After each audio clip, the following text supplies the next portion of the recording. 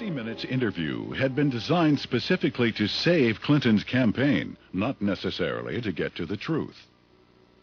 And they came to us because they were in big trouble in New Hampshire. They were about to lose right there, and they needed some first aid. They needed some bandaging. What they needed was a paramedic. So they came to us, and we did it, and that's what they wanted to do. When I told Tim Russert that I was persona non grata at the White House, he said, "Why?" I said, "The Jennifer Flowers interview." He said, "You got him the nomination." I said, "I know that." As far as I know from the conversations I've had, Bernie Nussbaum knew that, Gergen knows that, Lloyd Cutler certainly knows it because Lloyd had a hand in his coming on there that night. You know, it was strong medicine, the way I edited it. He was a very sick candidate. He needed very strong medicine. And I'm not in the business of doctoring candidates, but he got up out of a sickbed that night and walked to the nomination. And as I said to Mandy, you know, if I'd edited it your way, you know where you'd be today? You'd still be up in New Hampshire looking for the nomination.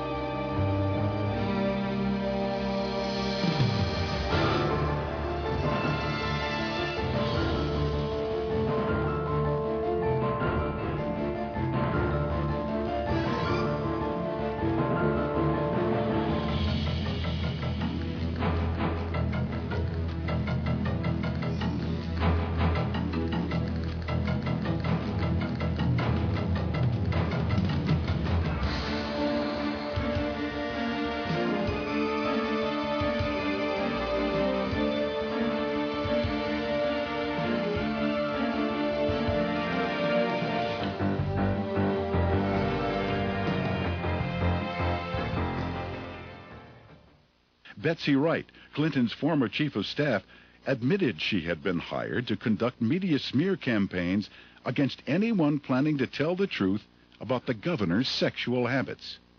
She was prepared to go after at least 26 women who had the potential of destroying Clinton's chance at the presidency. Despite campaign promises to wage war on drugs, Bill Clinton, immediately upon taking office as president, fired 80% of the staff of the Office of National Drug Control at the White House.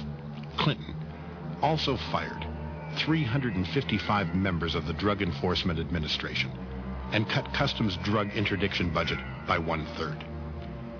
Clinton eliminated $14.6 million from the Coast Guard's drug interdiction budget and slashed the Defense Department's anti-drug budget by $300 million. Drug treatment and prevention budgets were cut by $230 million. Despite Clinton's campaign promises to increase them. Most alarming was Clinton's decision to terminate the money laundering section of the Justice Department's criminal division, making it nearly impossible to prosecute major drug traffickers in America. With the United States drug war defense in ruins, a Clinton appointee to the Department of Defense on May 1st, 1995, abruptly shut down radar tracking of drug shipments coming from Colombia and Peru.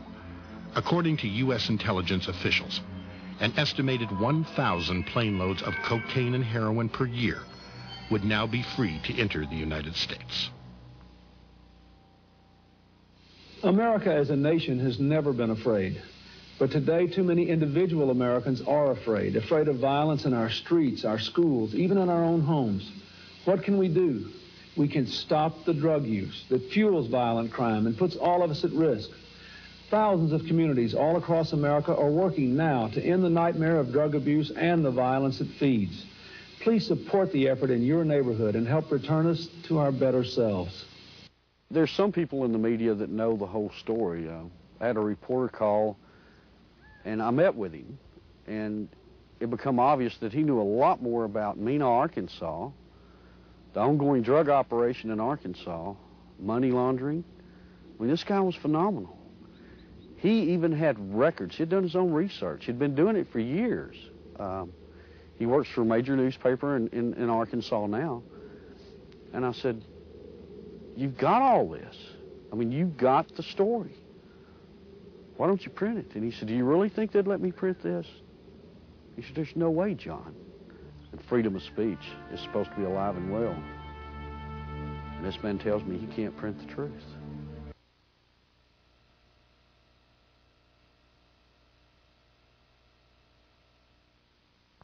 The pen is much mightier than the sword.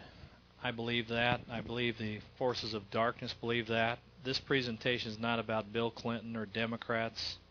It's about America. It's about people that are serving the forces of darkness. And it's about God's army that he's looking to raise up to come against these forces of darkness. And we don't fight with flesh and blood.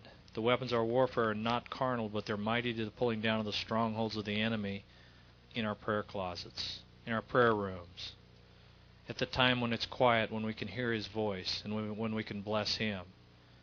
Many of you probably saw on the first part of that video, you saw Don Hewlett from 60 Minutes talk of keeping Clinton, bringing Bill Clinton in his first term. Well, I believe there's two people that helped him this time. One of them is Kenneth Starr, special prosecutor. He did not prosecute. He didn't move forward with the investigations that everybody was looking for, that the truth would come out. The other one's Alan Greenspan. He's been able, with a shoestring and with some chewing gum, to be able to hold this entire government together, our entire Federal Reserve System together, even though we're $20 trillion in debt. Even though we actually pay interest, $1.4 trillion a year in interest, just to keep the government going, and we only bring in $1.2 trillion every year. So we're in the red $200 billion right from the get-go, and we're continuing to spend money. We didn't pay attention to the Grace Commission report that said by 1991 we better balance the budget or it's over. The second part of the introduction, you saw the people sitting on the sidewalks praying, and many of those people have permanent damaged fingers and arms. I know there's an orthopedic surgeon because of the nunchuck that was used on him, because he chose to sit on a public sidewalk and pray. That he had the nunchuck used on his hands, and his fingers are not usable today. Praise God for those people that are called. If you're not called to do that, please don't do it. But if you're called to stand up for the unborn, for the helpless, please do it. God will reward you. If you're called to pray, do that. But whatever you do, stop the apathy. Stop the turning, the contentment of where we're at. The tolerance, the acceptance that we have today. We need to turn our hearts and our lives over to Jesus Christ. And we need to let him control us. We need the power of the Holy Spirit. It says in the latter days in Timothy 3, it says there will be a form of godliness, but denying the very power thereof. We need to operate in the Holy Spirit. We need the power of the Holy Spirit to be able to operate.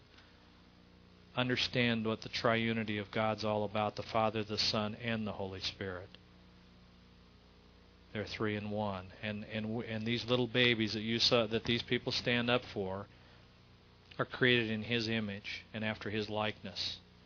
And they're abruptly destroyed in the mother's womb where they're comfortable. In fact, that's probably the most dangerous place, and in fact it is the most dangerous place to be in America today, is a baby that's being birthed in a mother's womb. God have mercy on us. You saw the beating of the second group. Those were illegal aliens. I'm not for beating anybody. I'm for life. I'm for peace. I'm for love. I'm for joy. But I'm also for righteousness and holiness and purity and justice. Those men, everybody saw them on TV. Everybody saw that particular show over and over and over. You didn't see the one before it. And that's one way the press uses to control the mind. Because they do know that the pen, but they had no idea when that was penned by William Penn. He had no idea what power the eye gate would be with the eyes as they see this thing on TV day in and day out. What power that would be to control people's minds. But I'll tell you what, the forces of darkness know about it today, and they use it. That's why God gave me this particular media, to put it on the screen so people could see firsthand what's ahead. So the eye gate, you'll remember much more than you hear. So what we need to do is be made aware. We need to find out and seek the truth. Right here at the beginning is, let me move over a little bit so we're not in the light. Right here at the beginning are 50 communist points to bring down a free republic. These 50 points were out of the Communist Manifesto of 1911, and they were also they're off the Congressional Record of 1959. 3 of them say that they would like to infiltrate the press, they'd like to gain control of key positions in radio, TV, and motion pictures, and they'd like to gain control of all student newspapers. Let me tell you what, they've accomplished that. They've accomplished everything they want to accomplish on all 50 of those. There's nothing left to be accomplished.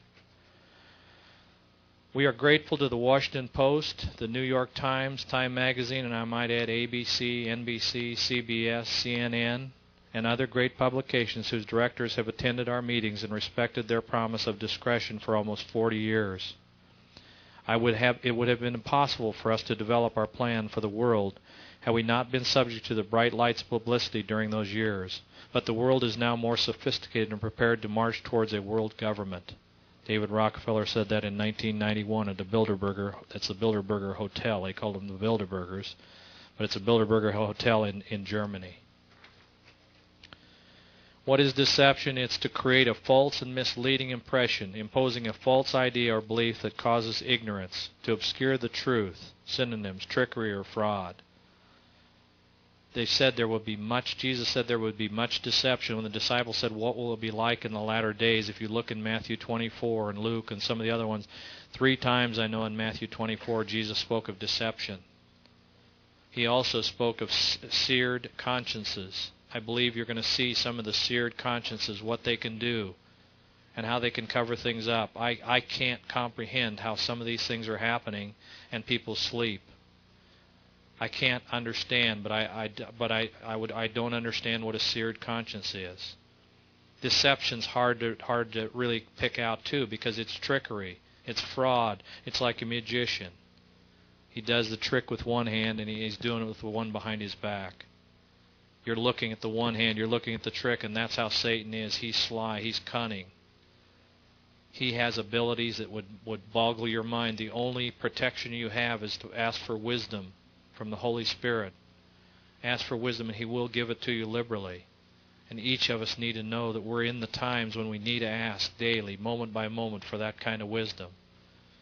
Propaganda, the spreading of information and ideas for the purpose of helping an injury or injuring a cause. Ideas, facts, or allegations spread deliberately to further a cause or to damage an opposing cause. They know what it is to ostracize somebody or not to mention certain things. That's a way of developing their purposes and their plans. Another way is for to develop facts and allegations that are not correct.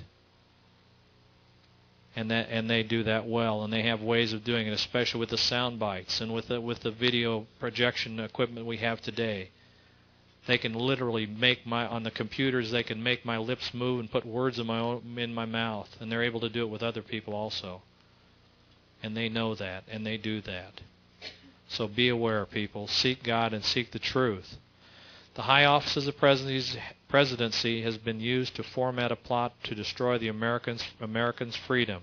And before I leave office, I must inform the citizens of this plight. That's John F. Kennedy, Columbia University, 10 days before he was assassinated. Now there's a lot of speculation. What was he assassinated for? Why was he killed? Was it because he started printing U.S. money, about $2 billion worth of U.S. notes instead of Federal Reserve notes? Was it because he had signed certain directives and he was going to tell the American people that? I think we'll only know that when we see God.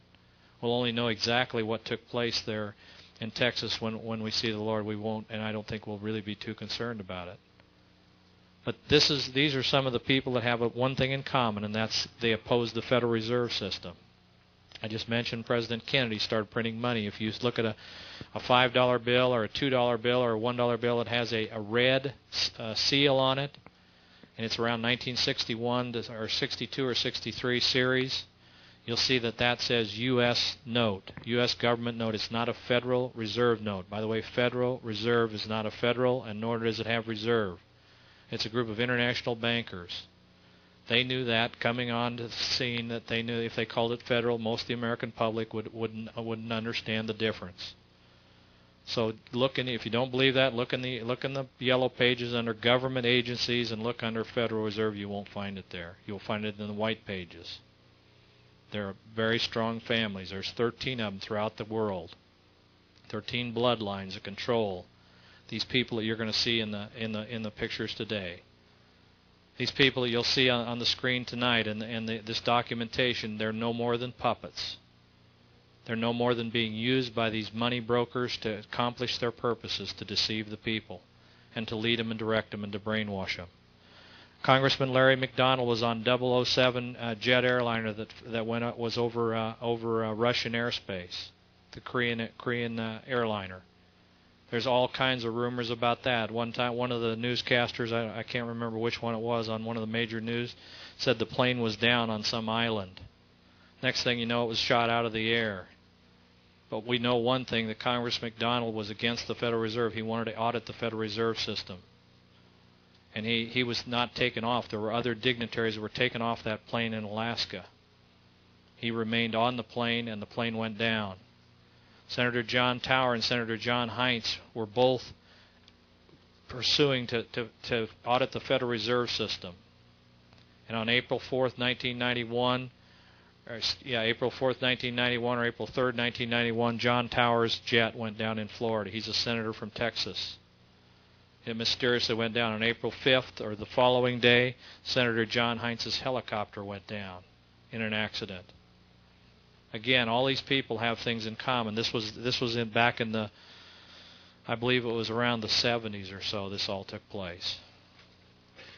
But in 1980, we had a situation in Ruby Creek or Ruby Ridge or whatever you want to call it up in Idaho. It was a family, Randy Weaver and Vicki Weaver and their 3 children, that decided to leave Iowa, where they were homeschooling their children. And they wanted to get away from society, so they moved up to this cabin facility up in the mountains, a beautiful view. They had a friend at their house. He was out of money, and various agents basically stuck around or continued to ask him to make some money, really cut some barrels off some weapons. And they said he had cut the barrels off a 1/4 inch or a 1/2 inch too short, so it was illegal. Then they gave him a date. They didn't give him the right date. He did not appear in court. So what happened was this HURT team. Now, HURT team is a special team of murderers. They know how to kill better than anybody else. And they put a siege on this thing. Without a warrant, they could have gone up any time they wanted to his house and arrested him. But they brought in these trained killers. And if you know anything about the court trial, they took everything went before the court in this case, unlike many of the other situations that happened here in America. But this one especially broke my heart as I read about it. Because what happened was a little boy, I can't remember his name right now, but it was Sammy Weaver, a 13-year-old boy, was going out to hunt deer with his friend Kevin Harris. And they were going down the trail, and the dog was barking, and they thought they'd heard something down there, so they went down there and they shot the dog. So then they ran back towards the cabin, and Sammy Weaver was shot in the back. He was killed instantly. Kevin Harris was injured, and so they went back in the cabin. And then they continued to surround it. They built roads, they built bridges, they built everything they possibly could. You'll see some of the teams that came in there. But they had one purpose in mind: to vilify this family, to make the American public dislike them, because, see, they were separatists, according to the press. They were separating themselves from this governmental situation, and they were dangerous separatists. In fact, they were dangerous enough that about 5 days, the very first day of the siege, Vicki Weaver was at the front door, and one of the HURT team members was given the order to fire, and he killed Vicki Weaver. She had her 9-month-old daughter, or 9-month-old child in her hand, right through her forehead. Took her face off. These other little children were in the house. And they drugged their mom over underneath the kitchen table. And then they were afraid. You probably heard the rest. You probably heard how Bo Gritz, who was a most decorated Marine, got an opportunity to go up there, and this Randy Weaver was afraid. He said, "I thought you were coming to kill me," because they said they were going to kill me.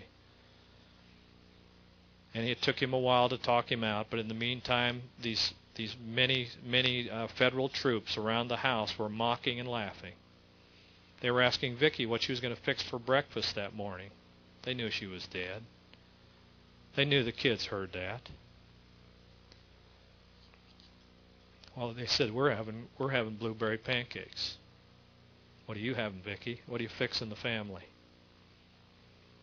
Well, they did come out. In the meantime, within that siege, there was a camera crew that took a picture of a helicopter that was over the cabin with kerosene. And had that camera crew, had that helicopter not seen that camera crew and gone off, that family would have been totally burned. You wouldn't have seen the family. You wouldn't have evidence. That's one thing you want to do in a trial. You want to get rid of all the evidence there is. In this case, they weren't able to get rid of all the evidence. In fact, here it was a case where they had two of the agents. The FBI director announced the suspension of, 4 top agents. Former number 2 official Larry Potts, and then this other individual, Michael Cohey. They had already started admitting their guilt right from day one after the FBI sniper shot and killed Randy Weaver's wife, Vicki, and the son in the back. The forces surround the family top were made up of these groups: Idaho State Police, agents from the Bureau of Alcohol, Tobacco, and Firearms, the FBI, the U.S. Marshals, Border Patrol, Immigration and Naturalization Services, and members of the Idaho National Guard. They wanted to make sure that family didn't leave that mountaintop. They put a siege around it. Here's what took place, though. It says on July 8th, Kevin Harris and Randy Weaver were found innocent of the trumped-up government charges of conspiracy and murder in the death of the U.S. Marshal. In fact, they were found innocent of everything. The only problem was the government was caught, had to admit that they gave fraudulent evidence during the trial, and the main prosecutor left halfway through with a nervous breakdown, the government prosecutor. The FBI officials here, the one individual, Mike Cohey, eventually admitted that he destroyed government documents during the murder trial of Randy Weaver. He admitted guilt to this.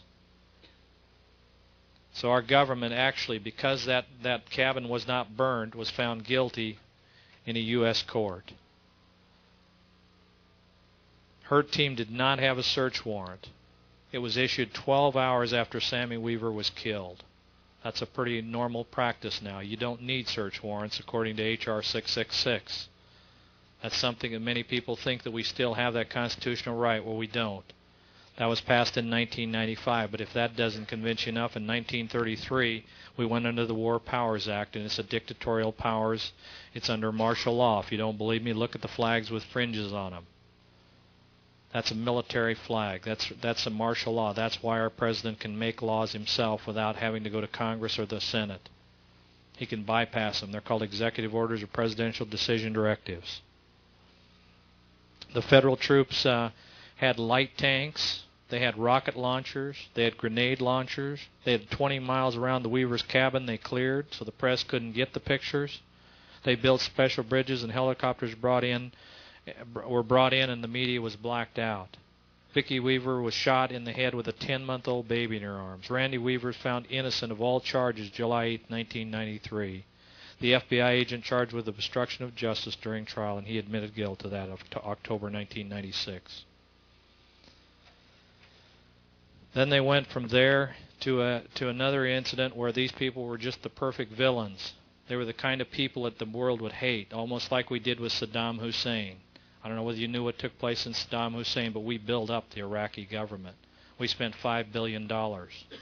In fact, they asked our ambassador, Annie Gillespie, and it's in writing, Annie, what happens if we go into Kuwait?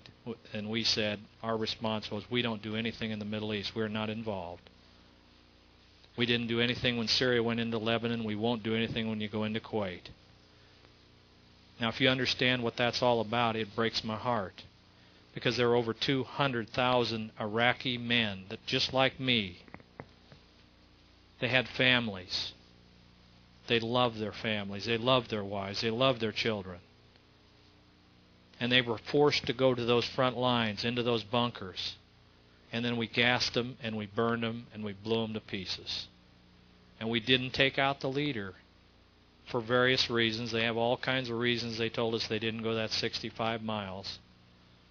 I know Norman Schwarzkopf said that we should, and he was immediately pulled back out of the field of battle here to the United States and told to not say that again, I'm sure, because he wasn't running the battle. The battle was on a political front. But I hope you were praying for those Iraqi men, because God is a God for life, not for death. He stands up for life. I don't care what color of the skin they are. I don't care what nationality they are. I don't care how old or how young they are. He loves them. And it's His will that none should perish, but all should come to repentance. And I don't think it's our place to murder and slaughter them over oil wells. But that's exactly what took place there. We vilified this guy named Saddam Hussein, so we were all cheering. And we got all the patriotism back because we had finally won a war. After we lost 2 wars on purpose. Read, if you don't believe that, read The 11th Hour by General Wyatt, a 4-star general in charge of Vietnam. He wrote it, I didn't. He said that those were no-win wars. He told of incidents throughout the book. He was in charge of the entire Marine Corps during his tenure there. I believe the book's still in print. Or if it isn't, I know I can find one where you can find it to read all about what took place. It demoralized the American people. After the Second World War, the Americans were ready to take the entire world on. But you see, you can't have a country that's ready to take the whole entire world on when they have to blend in with this new world order, when they have to give up their sovereignty and their nationalism. They have to blend in with what the world wants them to blend in with. So we had to lose that sense of pride we had when we came back. The soldiers after the Second World War were paraded in New York and all the major cities with ticker tape parades. What happened in the Vietnam era? They were laughed at. They were mocked. Yet they were still sent over there. And many times they weren't able to carry ammunition in their weapons. They fought those wars with one arm tied behind their back. Anyway, they vilified this individual, David Koresh. I have no idea what he stood for. I probably wouldn't have agreed with him in a lot of his theology.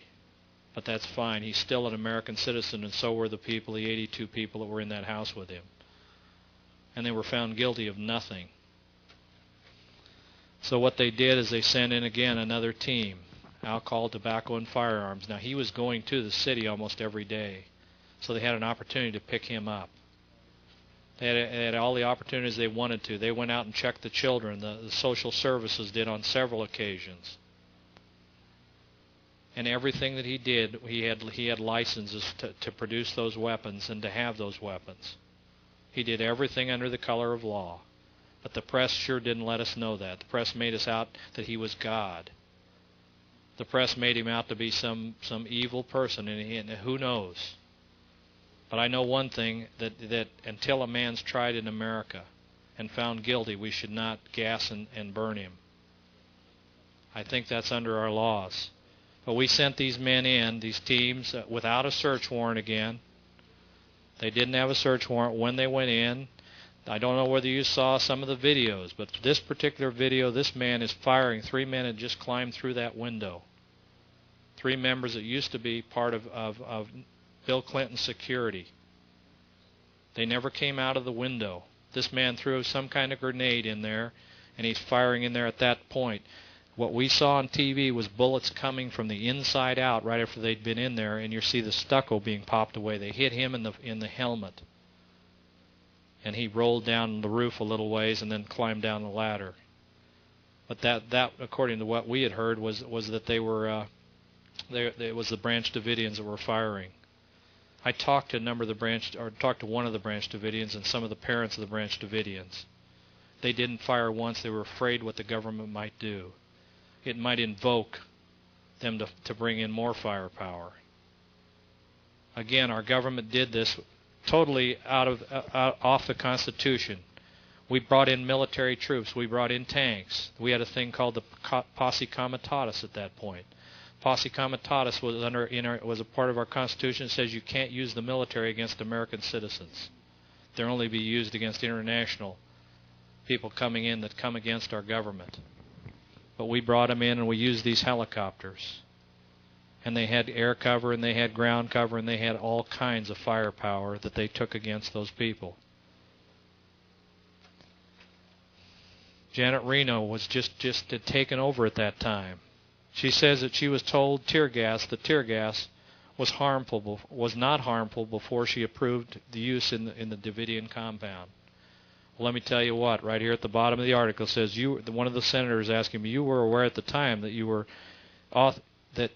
you authorized the use of gas that had been banned by a Paris Chemical Weapons Convention. It had already been banned not to use in any kind of warfare. We definitely wouldn't use it in a closed area. We wouldn't even use it if there was a prison riot. But we took in barrels of it.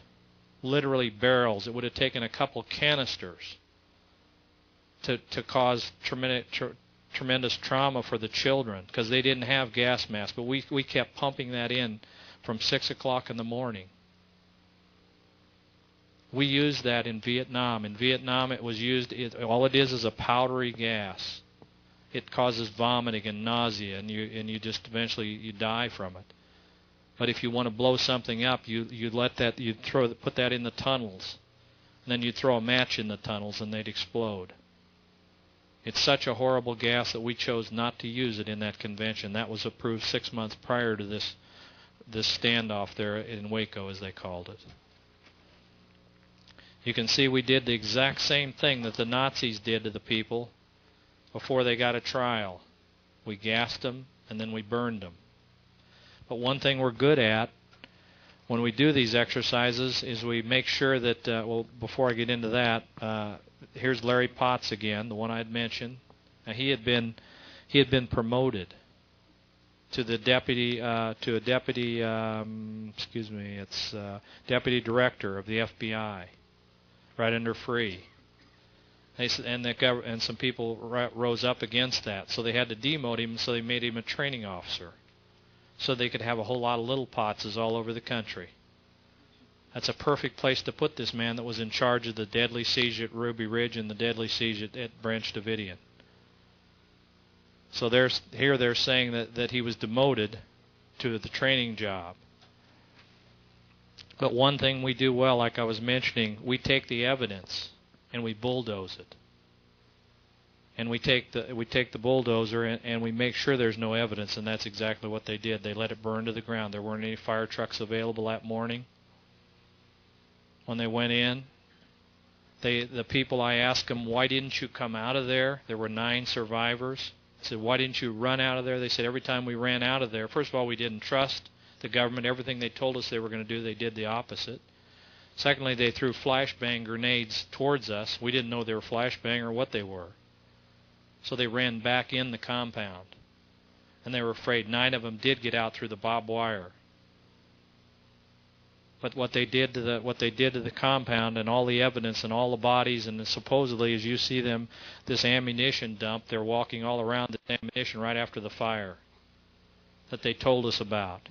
But you see the bulldozer there. It bulldozed everything. And then they had to make sure they put up the flag to just mock these people that had just been murdered. God help us that we don't have a heart of compassion for these, because people, you weren't at Ruby Ridge, you weren't at Branch Davidian, but I can guarantee you lost liberties and freedoms through both of those incidences. At the Branch Davidian compound, they could have arrested David Koresh, like I mentioned. They brought in federal troops with equipment under this posse comitatus that I mentioned. They used CS gas. 4 federal agents died. They were all Bill Clinton's bodyguards. FBI sealed off and bulldozed evidence before they let anyone in the area. Now, this wasn't the first incident like this. We had a bombing that took place prior to this back in New York, the Twin Towers that you heard about. And that looked like, boy, those terrorists really had that plan, and they're a bunch of religious fanatics, just like David Koresh was. Because, see, David Koresh was writing his scrolls from the book of Revelation. He was a religious fanatic. He took the Bible literally. He thought Jesus was coming back.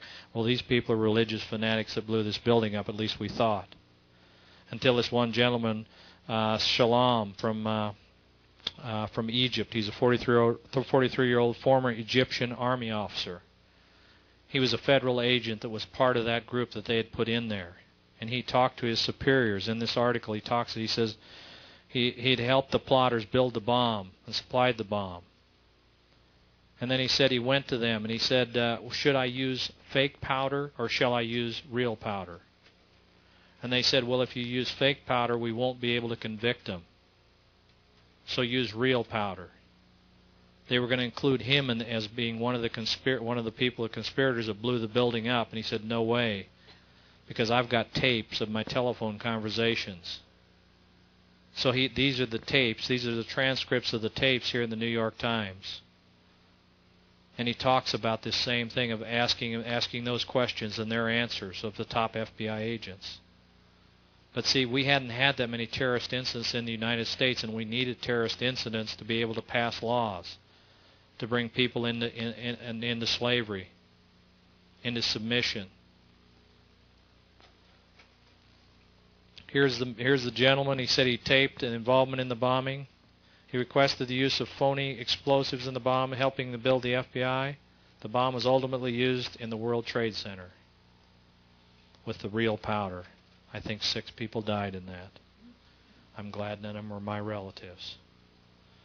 We are on the verge of global transformation. All we need is the right major crisis, and the nation will accept the New World Order. David Rockefeller, September 14th, 1994. Well, what happened here is what we all saw on TV. One of the most evil things you'd ever saw, and boy, did we ever think Timothy McVeigh was one of the worst people we'd ever seen. Because the press, again, vilified him. And I got to believe he's not too upright. I don't believe he is at all. I know that he was at the Michigan militia meeting, and the Michigan militia said, this guy is some kind of nutcase. Get him out of here. So he called the FBI. And the FBI, I think, recruited him for their purposes. He wasn't the only one there at the bombing that day. There was another driver, a dark-skinned driver, probably from the Middle East. The federal grand jury would not indict anybody except Timothy McVeigh. Right here you see the bombing, how you saw the aerial view, but here you see some of the sheetrock on the outside of the I-beams. Now this was supposedly a fertilizer bomb. Now fertilizer bomb was used in the Federal Trade Center there in New York. Except that truck was right next to one of those I-beams and didn't damage it at all. This truck seemed to have knocked the beams off at ground level. It sheared them off. Somehow parts of that building were found 5 blocks away from the building. The back of the truck, the axle of the truck was found 5 blocks away. It wasn't in some crater. It's sort of interesting that fertilizer is a use to grow food. And if you have to tag it all and you have to register it all, that's one way you can eliminate growing a lot of food. If you can eliminate fertilizer, you can actually cut the production of food in a society down about 50% or more. But they always use this fertilizer situation every time they come up with. But as you see, and I have other pictures of the blowing up of that building in Saudi Arabia, the military barracks. And all it did is it took the front of the building off evenly. It didn't have this curvature in the building as we see here. What they did again is within 30 days, because they didn't want this memory lingering, they blew up the evidence. They again dug out 2 stories below the building.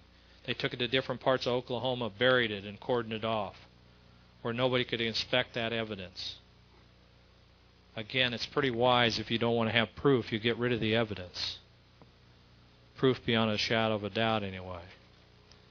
Right here is another Oklahoma agent. He says Frederick Whitehead, a supervisor agent for the FBI laboratory, has charged that the Oklahoma City case and other investigations have been seriously compromised because of irregularities and fabrications of evidence. That's one of their own people. This happens all the time. There was a a manager of a news station, which was just a few blocks away. He said right before the bombing he saw a helicopter lift off with people on it. But before we go any further, let's listen to what an individual says about the bombing. He says that the bomb that was used at Oklahoma was a government device, a barometric bomb, which has a very distinct CIA signature and resulted in the asymmetrical conclusion, which could not possibly have been possible from an ammonium nitrate charge, which would expand like a severe, cutting out things equally at all distances from the epicenter of the blast. This couldn't possibly happen when you take a look at the facility, and I'm taking a look at it right now. Here's a story in the New American, explosive evidence cover-up in Oklahoma City, and when you see the one section over here towards the left, if you go to the very, very top, there is an office there that was held by the Secret Service, and below that was an ATF office. Yes. And the ATF boys weren't there that day. Their children were not in the nursery. They didn't show up. That's right. In fact, there was only administrative staff. I guess they decided to sacrifice secretaries. However, 6 persons from the Secret Service, including Alan Witcher, were killed on the floor above them. Now, Alan Witcher they wanted to get rid of because he was a problem. He was a considerable problem. He was the only weak link in a chain of information regarding the executive office bugging, and the fact that Alan had been with that protection detail with the Bush administration, with the Clinton administration, and he was also the supervisor of the elite counterterrorism unit of the Secret Service. Thought it'd be better for them to tell you. I tell you all this bad news, but this news is all over the country if you just look beyond the normal press. I hope that you people understand what this means. I hope you have some idea of what we're talking about here, if what she says is true, and if all these facts from these people, or if just 10% of the facts from the people are true, that we have problems. Because there were, during that particular incident, supervisor reported being hurled into the streets from the building. There was no chemical residue in the area at the time. The steel reinforcements, like I mentioned, were sheared off. Almost all ATF had not arrived at usual time. In fact, not almost all, but all BATF agents had not arrived. The Secret Service, as she mentioned, had arrived. The federal agent who died was President Clinton's Secret Service team of bodyguards. They cordoned off the building. The judge assigned to the case admitted he didn't come to the building that day because he was warned in advance. Several key witnesses were not allowed to testify before the federal grand jury, and the anti-terrorism bill was on the fast track. Potts, again, they're concerned because after he was promoted, they were concerned about this terrorism law. This is something the Lord showed me just the day after. I had no idea what the omnibus anti-terrorism bill was all about. In fact, hardly any Americans did. It had been on a slow track. There was not much of a chance of it passing. And what happened is I was at a restaurant and I was paging through the paper, and that's one thing God has given me the ability to do, is pick out articles. I can go through a whole paper and pick out 1 or 2 articles. Today it seems like you can pick out 10 or 12 articles because the time schedule of these people has moved up a lot faster. They're on a fast track to get this thing accomplished. In fact, by the year 2000, they plan on standing at the Great Pyramid at Egypt and celebrating the New World Order. The World Constitution and Parliament Association announced they will have this in place by the year 2000. Come next week, you'll see Prince. You'll see a lot of these people that have these albums out in 1999. It's supposed to take place December 31st, 1999. I think probably it will take place because I believe God's people have fallen asleep. I believe we don't even know what the word impeachment means. Some of us don't even know what it is to vote. And we definitely don't know what it is to pray. I can tell you firsthand that I belong to a large church, and many times at that large church, 4 people, 6 people show up for prayer. God says that we are to ask Him for all things. If we don't, we believe that we can do all things apart from Him. It's called pride, people. It's one of the first things God hates, is pride. If we think we can do anything apart from the Lord Jesus Christ, we're kidding ourselves. In fact, tonight, He holds my very breath in His hands. He holds it right up here tonight. I have no breath. What right do you think, if He has your breath, that you can take the resources He's given you, the talents, the gifts, and squander them on yourself and your family? Well, you deserve that because you worked hard for it. Well, let me tell you who gave you the talents. Let me who gave you the breath. Let me tell you who gave you the energy. His name is Jesus. In Him all things consist. He holds all things together. And He's the one that's holding us together tonight. And we've forgotten who He is. Jesus says, pray without ceasing. He says, the effectual, fervent prayers of a righteous man avails much. We've left that position. We've left the position of standing up for righteousness and holiness and purity. And I might remind you, in Isaiah 59, 3 and 4, it says that His hand is not short that He cannot save, neither is His ear heavy that He cannot hear, but our sins have separated us from Him. Go on through that chapter, and it says those that don't stand up for justice will be victimized by the very things they don't stand up for. Think of those helpless babies. Think of the elderly that are going to soon be put to death. Think of what we will be victimized by. We now have same-sex marriage. Homosexuality is run rampant in this country. We tolerate almost any kind of sin. We tolerate it as we watch TV. God have mercy upon us as a nation. It says in Galatians that the unjust, the unrighteous shall not inherit the kingdom of God. It goes on to explain many of the things that we're doing in our life. The gossip, the backbite, the striving, the murders, the envyings. Now, if you think you're doing well, then read Romans 1. It names these things again in Romans 1, and it says that if you enjoy these things at a movie, if you enjoy violence, if you enjoy swapping wives, if you enjoy these things, go ahead and do them, God says, because you're doing them in your heart. God forgive us. If there are people here tonight that are enjoying R-rated movies, I would ask, if I were you, to ask the Lord to judge my heart. And I'd say, Lord, cleanse my heart. Forgive me of my sins and keep my eyes in purity and holiness. Help me, Lord. Help me, Holy Spirit. That's what we need. We need a call for righteousness and holiness and repentance. It says in the latter days, and I believe we're there, it says there's going to be a gospel that only people will be able to listen to. They'll sit there and they'll be in an adulterous situation, or they'll be in a relationship, or they'll be watching R-rated movies, or they'll be doing nothing about these unborn babies. And they'll sit there Sunday after Sunday and they'll hear this message of grace and love. You know what? That's the itching ear message, people. Because those people keep coming back. They aren't convicted. What we need is some of the old-time revivals of Finney's and Spurgeon's and Pink's and some of the men that taught the whole gospel, that said, you better deny yourself, pick up your cross, and follow me. It says you've been crucified with Christ. You're not even your own. You're His. It says that straight is the gate and narrow is the path, and few enter therein. There's going to be few. As in the days of Noah, so shall it be at the coming of the Son of Man. How many people were in the ark when He closed the door? 8. How many left Egypt when they went in the promised land? About 2 to 4 million. How many entered?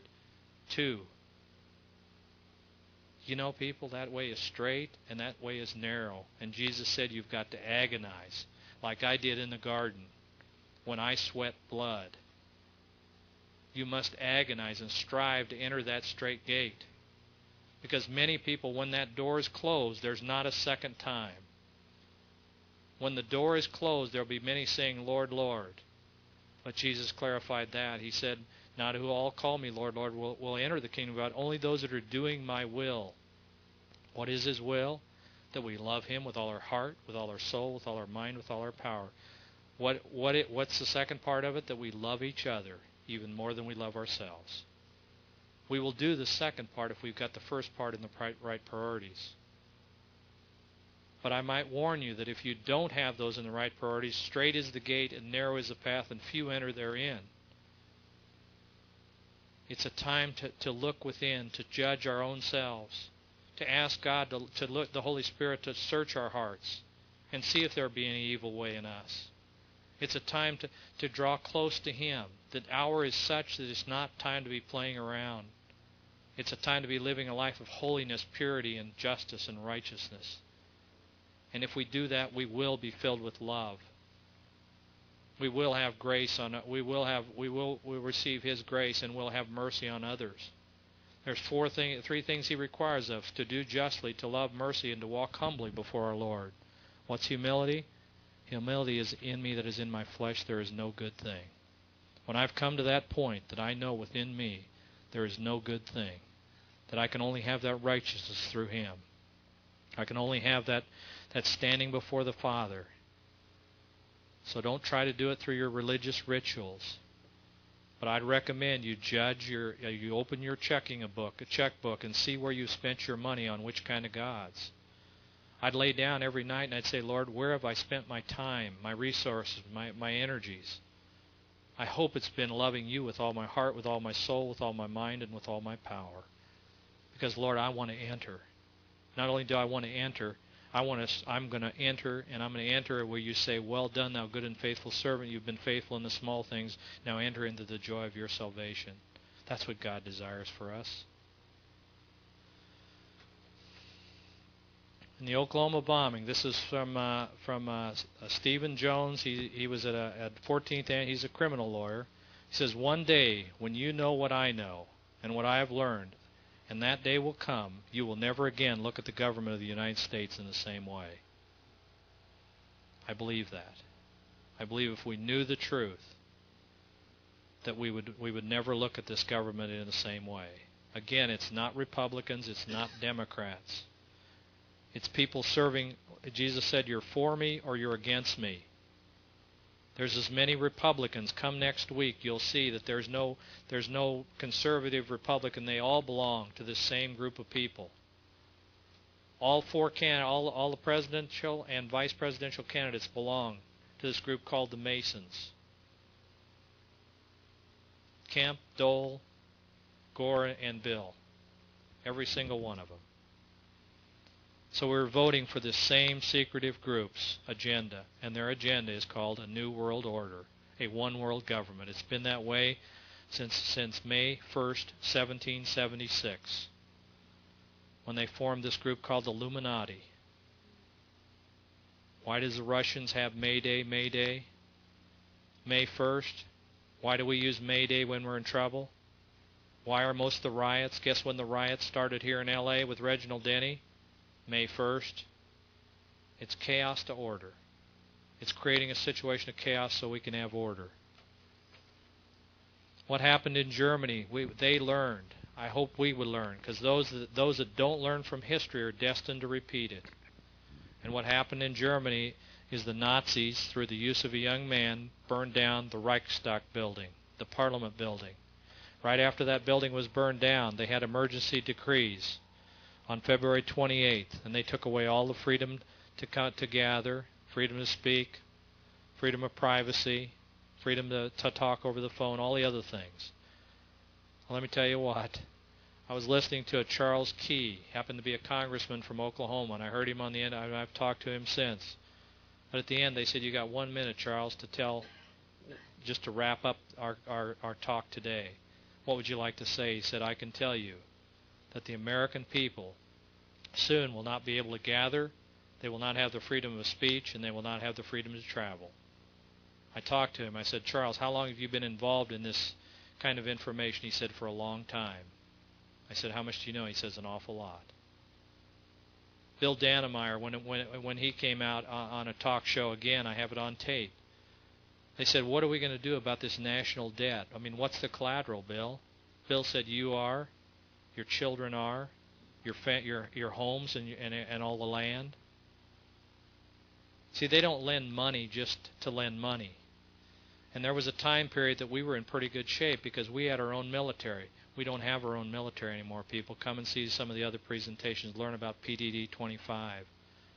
Learn about what's happening, how we're demilitarizing at an unprecedented rate, how we're building up the Russian army. how it might very well be that when Nikita Khrushchev said in 1950, the UN meeting said that we will take over this country and we will never have to fire a shot. All it takes is just a threat that many of our cities will be nuked. Do you want to surrender, or do you want us to nuke your cities? And I can guarantee you that 99.99% of the Americans will have their hands above their head in surrender. And they'll wonder what happened to their liberties and freedoms. At that point, they might be concerned, just like the Weaver family was at Ruby Ridge, or like the people were that were at the Waco, or the people that had relatives at that Oklahoma City situation. But they took those orders away on that date. Well, so did we. On March 9th, 1933, President Roosevelt passed the War Powers Act. This used to be really hard for me to read, and sometimes it still is, because I know it's reality. These were the War Powers Act, and under the War Powers Act, President Kennedy, John Kennedy, signed these particular executive orders or presidential decision directives. 11,000 seizure of all American work population for workforce under federal supervision, including dividing families as necessary according to government plans. 11,002, the empowering of the Postmaster General to register all men, women, and children in the U.S. 11,004, seizure of all housing finance authorities to establish forced relocation. That is within the hands of our executive officer right now. He can do as he chooses. I don't know if too many of you know, but when our fighting men were over in Vietnam, he was in Russia. What happened after the bombing? This is the anti-terrorism bill that I talked about. It said that it would probably never have passed, but it says without question the bombing means that the bill should be passed soon. Well, the Senate passed it almost within 30 days. They played games with it in the House for 1 year, but exactly 1 year after that they passed and signed the thing called the anti-terrorism bill. It has all kinds of attachments. It was just translated from German to English. They knew exactly what to do. They learned what to do in the 30s and 40s. They knew how to bring a group of people into captivity, bring fear, where they would be paralyzed, where they couldn't do anything. Because you see, the German people knew that those ashes that were coming out of those chimneys on their way to church and were landing on their suit coats were ashes from human beings. And they walked in those churches with their heads high and sang, "Jesus, I love you." They sang Amazing Grace. They sang Silent Night, Holy Night. God have mercy on us as a people. Because today we're going in our same churches tomorrow, and there's blood dripping from our hands for the 38 million babies that are dead today. God says that blood cries out to Him for justice. And I haven't heard one pulpit speak of this recently. I haven't heard one pastor across this country talk about the evil of this murder and the slaughter of these babies. When President Clinton passed the ban on partial birth abortion, or vetoed the ban on partial birth abortion, he said he'd prayed about it. I didn't hear one pulpit aflame with righteousness and holiness and purity, because God's going to hold us to that high holiness, righteousness, and purity. In fact, it says in Deuteronomy, if you obey my commandments, people, I will bless you. If you don't obey my commandments, these are the curses that will happen to you. There was a time in the 80s, we owed nobody any money. It says you won't owe anybody any money. In the 90s, we became the greatest, from the debtor nation to the creditor nation in the world. By 1990, we were the #1 creditor nation. And it says, if you don't obey my commandments, the foreigners will come in and take over your land, and you won't be able to. You will owe them, and they will control your land. Well, I don't know how many of you watched in the papers, but the Chinese now own Long Beach Naval Station. That's the Red Chinese, the one that just threatened us in the paper not long ago to nuke L.A. I don't know where the people are in this country. I don't know how deep their heads are in that sand. I used to think that maybe they were asleep, but I think they're dead. I think the bride of Christ, the majority of the bride of Christ, has died. I used to have this idea that I got a picture of the bride in a graveyard, and she had laid down in one of the open graves, and Satan was covering her with dirt. And she just laid there, and he didn't want anybody to wake her up. And that was my calling, to try to wake her up. That was my calling, to try to uncover her. And believe me, all the forces of hell came against this ministry, and they still come against it. I need your prayers. The last thing Satan wants us to do is wake up. The last thing he wants us to do is go to our knees and pray, because at that point, the weakest of saints can cause all the heavens to move. They can move the powers of heaven if we only go to our knees and we have those fervent, effectual prayers of a righteous person. That's what we need. Reverend Martin Niemöller said in Germany, he was a righteous man. There were a few of them over there. He said, first they came for the socialists, and I didn't speak out because I wasn't a socialist. Then they came for the trade unionists, and I didn't speak out because I'm not a trade unionist. Then they came for the Jews. I didn't speak out because I was not a Jew. Then they came for me. And there was no one to speak for me. Well, let me tell you what. First they came for Randy and Vicki Weaver, and we didn't speak out because we weren't at Ruby Ridge. Then they came at the Branch Davidian at Waco, and we didn't speak out because we weren't Branch Davidians. Then they came for the people at Oklahoma, but that didn't bother us because we didn't have children in that Oklahoma bombing. I can guarantee you, people, they're going to come after us soon. There will be a knock at your door. And at that point will be the day of reckoning. And I hope and pray you're spiritually, emotionally, and physically ready for what's going to happen. Because one of the greatest curses in that Deuteronomy scripture, it says, dads, your children will be taken away from you, and you will be able to do nothing. When I read that one, I cried for a long period of time because I love my family. I love my 3 daughters and my son. I love my wife. And I hope and pray there's never a day I have to watch them be taken away. And there's nothing I can do. But unless this nation wakes up, unless there's a revival across this nation, that's what we're going to see. We must come to our senses, and we must fall to our knees. We must be like Habakkuk when God showed him that the Babylonians were coming, that he fell to his knees and started praying. We must start being the light and the salt that God's called us to be. What's light do? It exposes darkness. In a dark room, it exposes evil. It exposes what's happening. It shares the truth. And that's what we're to be. We're to be living epistles to be read by everybody. Where in the world did this separation of church and state come from? Well, let me tell you what it came from. The Russian Constitution.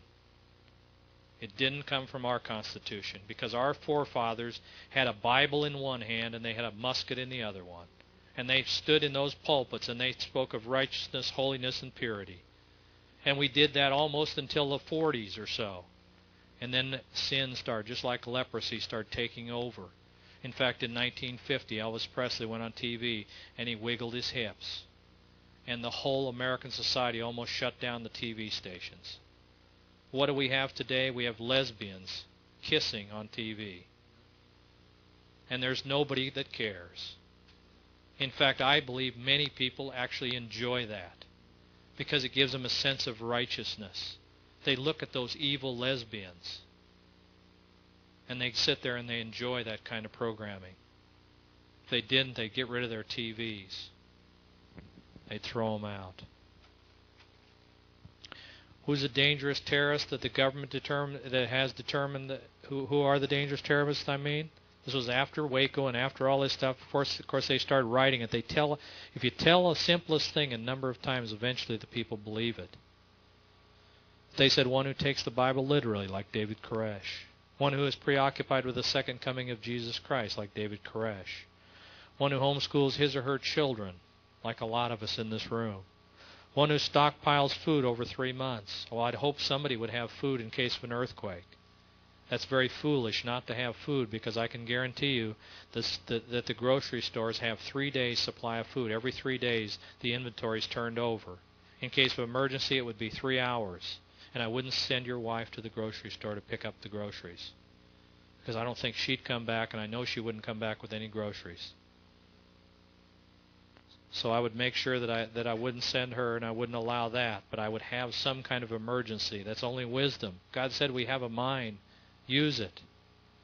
One who spanks his or her children. Now here's some of the hate crimes, and they want to pass this hate law. They initiated it right before the 104th Congress.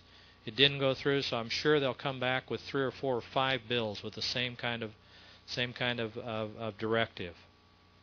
But the last part is that the first part, it says criticizing the government or disagreeing with the President of the United States. Well, let me tell you what they're arresting our brothers and sisters in China for. It's called sedition. That's people that don't agree with the government. That's people that speak out, have the freedom of speech.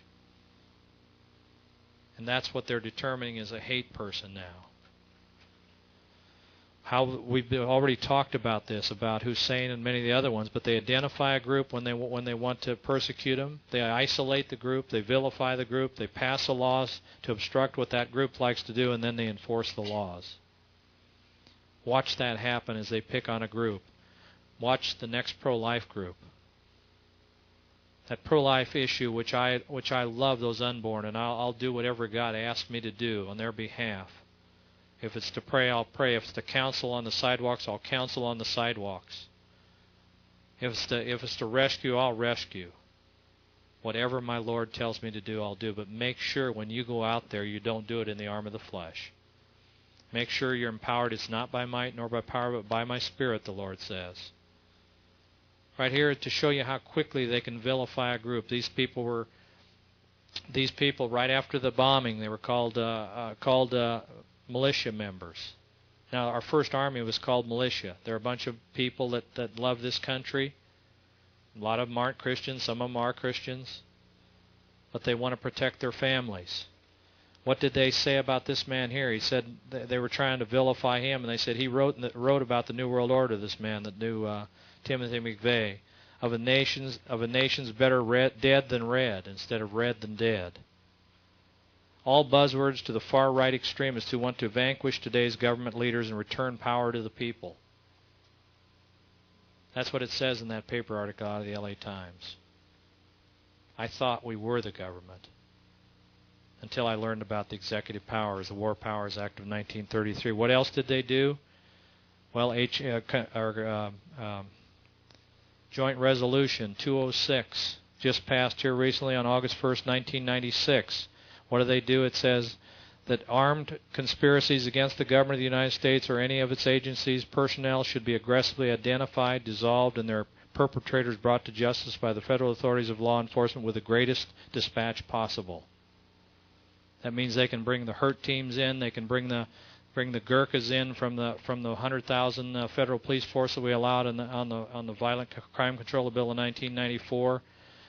They can bring anybody they want in to stop these people. They don't need search warrants. All they need to do as the president under the Crime Control Bill is to identify them. All he needs to do under the Crime Control Bill is to identify that all pro-lifers are terrorists, and they can be RICO'd. Anybody that's supported a pro-life organization like the Dobson program, they'll be considered terrorists because they've supported it with funds. So I think everybody in this room should understand that they are on some kind of list. They know about it. They've got computers under FinCEN and some of these government organizations. They've been compiling records on everybody in here. In fact, they have 3 lists. They have the red list, the blue list, and the green list. Neither of them are pleasant. What happened here at Fort Marcy Park in Virginia was a man named Vince Foster, a childhood friend of the president. He grew up. Supposedly he walked down this trail and didn't have a bit of dust on his feet. Here's one of the law partners. It was Vince Foster, Hillary Clinton, and Webb Hubbell.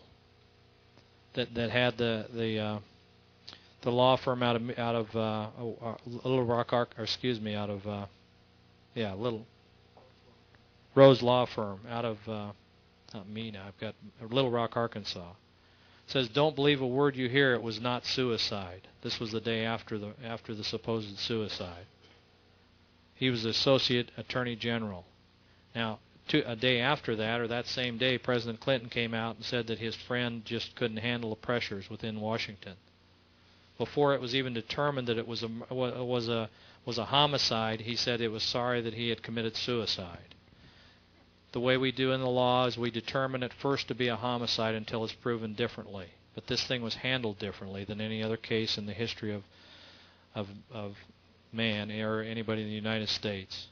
Right here was a picture of the suicide note supposedly he had written. Now, they couldn't find the suicide note for 5 days. Then they found it torn up with one piece missing. What's interesting about the suicide note that it had no fingerprints.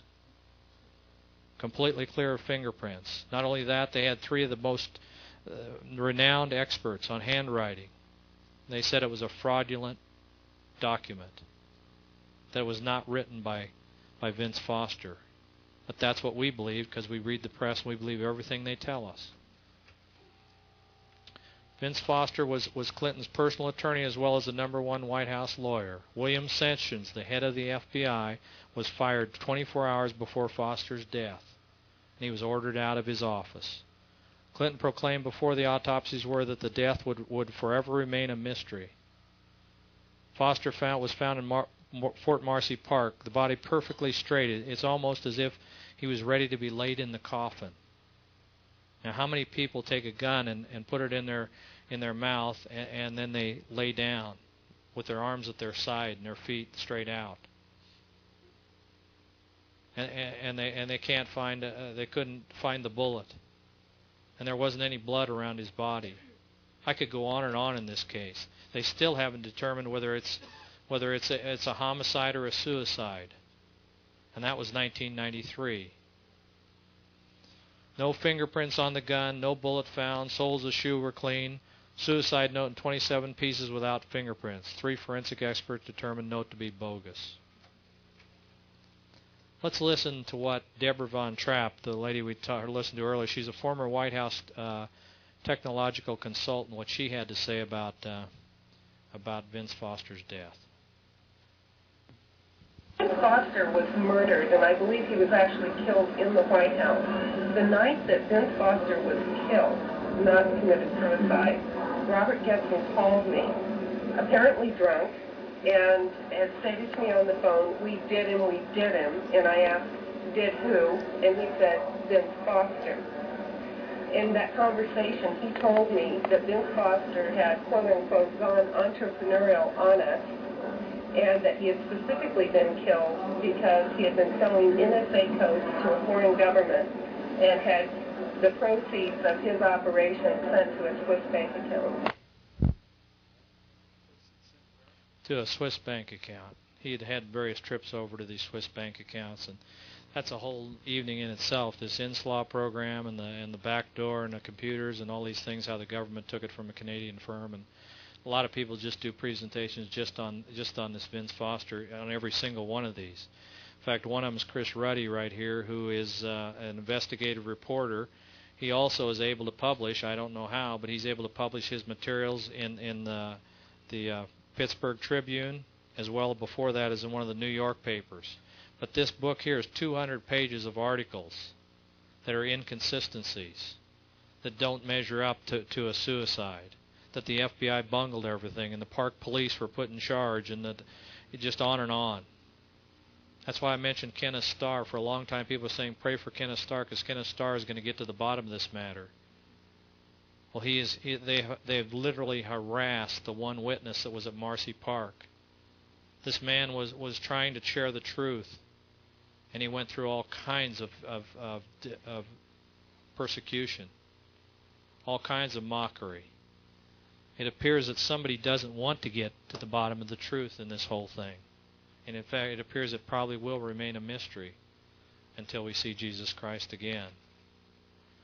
Here's another individual Ron Brown. This again is a whole story in and of itself. But Ron Brown was our Secretary of Commerce. He was over in Bosnia. He was on the number 2 jet, presidential jet. Hillary Clinton had just been on that. Now the French paper said after this accident that they found the black boxes. The next day they said there were no black boxes.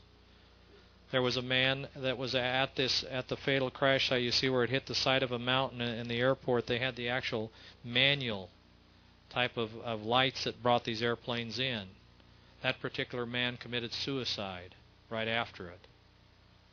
What there probably was is a government operative over there in the mountainside turning on another set of lights when he turned his off. There was a stewardess that was found alive. She walked to the helicopter. Her name was Shelley Kelly.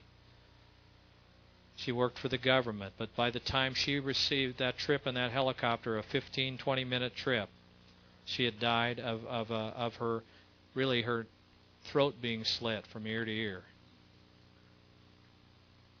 You can imagine what took place in that helicopter. So they said, well, let's go look at least the control towers have some kind of tapes. Well, they had mysteriously disappeared. People, I hope you get the idea there's something terribly wrong in America. I hope you get the idea that we're in trouble as a people, that we've been sold out, that we've trusted in this thing called our leaders. And we shouldn't have been trusting in them. We should have been trusting in God. We should have been listening to Jesus Christ for that wisdom and understanding instead of so caught up in the cares of this world. Because I can guarantee you, if he that has the cares of the world or the love of the world does not have the love of the Father. We need to start standing up for righteousness and holiness and purity. Do we go get guns and do it? Absolutely not. This battle is in the heavenlies. We don't fight against flesh and blood, but we fight against principalities and powers that we don't see. And when we come to the end of ourselves, then God can go to work. When we're willing to put ourselves aside and quit watching these things of pleasure, that's exactly what Caesar said. Give the people a spectacle and give them a piece of bread, and you can do whatever you want with the people. I don't think I got time to put the one slide in here today. I wanted to put it in here, but it said out of the Washington Post, it said Christians are easy, simple to manipulate. They're ignorant and simple to manipulate is the quote. You know what? I believe they're right. I believe they're absolutely right. They understand the mindset of Christians. They're gullible. They don't really seek after wisdom, truth. They don't want to find out what's going on. They just as soon live their lives of kicking up, watching Super Bowls. They want that spectacle that Caesar talked about. And then they want to make sure their ice boxes are full. Well, God have mercy on it. There was a man named Hezekiah, King Hezekiah. And Isaiah came to Hezekiah and he said, Isaiah said to Hezekiah, he said, you know what's going to happen, Hezekiah? The Babylonians are going to come and take your children away from you. You know what he said? If that's God's will, so be it.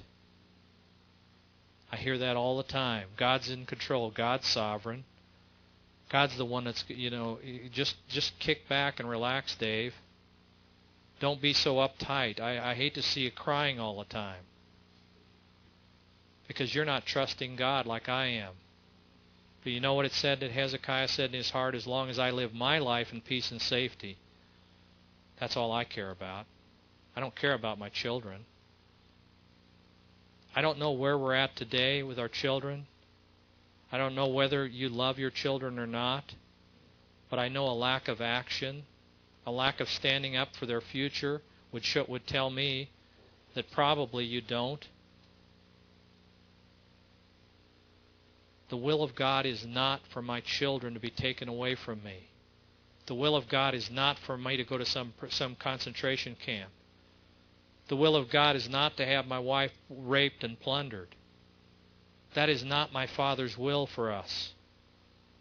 His will for us is that we would live a holy, righteous life, that we'd love Him with all our heart, soul, mind, and power, and we'd love each other. And we'd stop the backbiting and ripping and tearing and all this self-righteousness that we see within these things called churches today. We don't need an enemy. All we need to do is do what we do normally in the flesh. But I can tell you, if you're walking in the flesh, read Galatians 5, you'll find out that the life of the flesh is death. It's some of those people that are going to be outside the gate when the gate's closed, when the door's closed, and they're going to say, Lord, Lord, I gave all that money into the church in your name. And I raised my hands every time we sang. And you saw me there every Sunday morning. And I memorized a lot of scriptures. And in fact, I attended so many Bible studies. You saw me at all of them every day of the week. I wanted to be blessed, Lord. He said, why were you blessed? So you could bless others. We're here to bless others. We're not here to be blessed. He will bless us as we bless others. You can't outgive God. So if you take the resources and talents He's given to you and you give to others, you will be blessed, I promise you. And that's what we need to be. But we need to stand up for our children's sake. If you don't have children, please pray for mine. When you wake up in the middle of the night, don't go back to sleep. Wake up and go to some quiet room and get down on your face and ask God to forgive us. Ask God to have mercy on us. Ask God to minister His righteousness and grace. And I'm even praying now that the judgment of God would come on this nation. And that's the hardest prayer I've ever prayed, because I got 4 children, like I mentioned, and a beautiful wife. And you know what? They're not my children. And my wife isn't my own. She's one of Jesus' children, one of God's children, daughters. She's a beautiful daughter. She stands beside me in this whole ministry. And I can guarantee you, if that has to come, that my children are taken away, they'll be in better hands, in His hands, than they can be in mine. Because He can preserve them. He can protect them. But they too have to make choices. They have to make choices for righteousness and holiness. So it's our part, fathers, to be the priest, to plant that word in their heart, to read the word, to wash them in the word, to fill them with righteousness, to let them see how a husband and wife should live within those 4 walls, and make yourself a living epistle as you deny yourself and you let the Holy Spirit flow through you. That's what He needs. He needs people. He needs men to be a witness to the children. He needs men to be a light to the neighbors. He needs women to be in submission to Him and to those authorities over them. Now, a lot of women don't like that today, because the feminist group has totally perverted that whole thing. But I'll tell you what, it's easy to submit if your wife loves you as Christ loved the church and gave Himself for the church. It's easy. But even if He isn't doing that, that doesn't change the commandment to wives, submit to your husbands. It doesn't change a bit. It makes it a lot harder, but our God is able. Our Father is able to work miracles in those stubborn husbands that maybe aren't loving us the way we intend, the way we think they should. We need to obey God. It's much better to obey than sacrifice. What happened after many of you might have seen this on the Rush Limbaugh program. I guess he showed it over and over. I didn't see it. But Bill and a friend are coming out of the Ron Brown funeral. And this shot is about 6 steps further. He saw the camera looking at him, so he's wiping a tear out of his eyes. He knows what the people want to see. He knows how to act. He had gone from that one state of emotion of laughing and joking to crying or pretending to cry within just a few steps. God have mercy on us. That's called hypocrisy. That happens every day I see in the church, as people are pretending to be something they aren't. See, he's already destined to go where he's going. We call ourselves the children of the King. We call ourselves Christians. God's going to judge us much more severely than He is Bill Clinton, because we've been given the truth. And if we hold the truth in unrighteousness, we'll find that judgment much more severe, because those that have the truth are given much, are expected much from them. Here's the airport official that I mentioned that had shot himself after the one that was in charge of that particular beacon that was direct the plane in the runway. Again, Newsweek described the weather conditions as the worst storm in 10 years, with visibility just 100 yards. The Aviation Week and Space Technology flatly denied, describing visibility 5 miles and wind at 14 miles per hour. News reports on attempts made on Ron Brown's lawyer, Tommy Boggs, that were made in Cape Town, South Africa. He denied those afterwards. It was not successful, but he immediately denied that. But the news reports were out on the street. There's the individual, chief mechanic, that just couldn't handle this accident, so he took and shot himself in the chest. Now you tell me how many people are going to commit suicide, shoot themselves in the chest. If you want to shoot yourself, you want to make sure you're not paralyzed for life. You don't jump off a 3-story building. You don't shoot yourself in the chest. In fact, it's very hard to take a gun and shoot yourself and make sure you hit a vital organ. But a lot of these people are finding themselves bullets in their chest. Then Shelley Kelly I mentioned, and then Clinton ordered the cremation of all the victims. Now, some of the families did not want their loved ones to be cremated. They were cremated anyway. Again, the evidence was covered up. They did an excellent job. What happened over this is there are some politically incorrect officers, a group of them, about 16 of them, that were relieved of their position. It's a perfect time to have scapegoats of those ones that are not on the team, those ones that are not committed to the agenda of the New World Order, those ones that might not be as firm for this globalized government as our leaders are. So these men were relieved, and it was told they were negligent in their duties. Some of them colonels, some of them majors, a couple, 2, 3 generals. When the emergency decree was passed on February 28, 1933, the one I mentioned earlier, there was no public disorder except for the organized acts of terrorism committed by the Nazis. Those that fail to learn from history are destined to repeat it. Here's Flight 800 that took place out of New York. 229 were feared dead. Well, that's how many died. That, again, probably didn't bother a lot of you because you weren't this lady that had a daughter on the plane. God have mercy on us when we don't have compassion for these people. God told us when part of the body hurts, the whole body should hurt. I mentioned last night, I mentioned the other night, that I've been praying that I would have a compassion for my brothers and sisters that are in prison camps all over this world. But since I haven't seen them, it's hard to have that compassion. But God gave me that compassion about a week ago. Now you say, how did He give you the compassion? Well, it had happened through an unusual situation.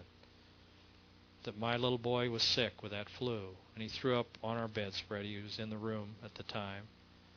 And I'd come home and I'd seen where he'd thrown up on the bedspread, so I took the bedspread out to the washing area, and I was sticking it into the washer, and I looked at there and I saw a tag on this beautiful comforter that said "Made in China." And I thought, well, boy, I sure have compassion for those Chinese brothers and sisters, don't I, as they work in these slave labor camps, as they're taken away from their parents. That I would want to buy that goods from them, so I can support these brothers of mine in China. God have mercy on me. God have mercy on the Americans, because everything we own is almost everything you go through your house, electronically anyway, is made in China. You know why? Because they have slave labor camps of Christians that are not politically correct, that happen to have a faith in Jesus Christ. Those people are tomorrow, many of them will have their organs harvested.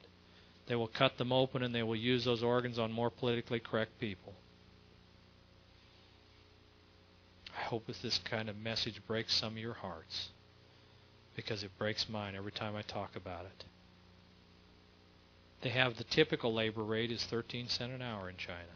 When we passed GATT, when our congressman passed GATT, we are now going to compete against China.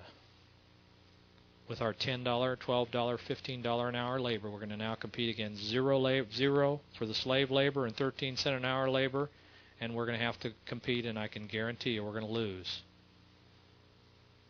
Especially when they can bring anything in they want into this country without all the tariff restrictions. They're now one of the most favored nation status traders. They own land on our soil. They can do whatever they want. And they continue to murder babies. We continue to help them murder babies through Planned Parenthood. We send the dollars over there. If a woman has more than one child, she can be forced abortion or forced sterilization. Get ready, American women. That's what they plan in this country.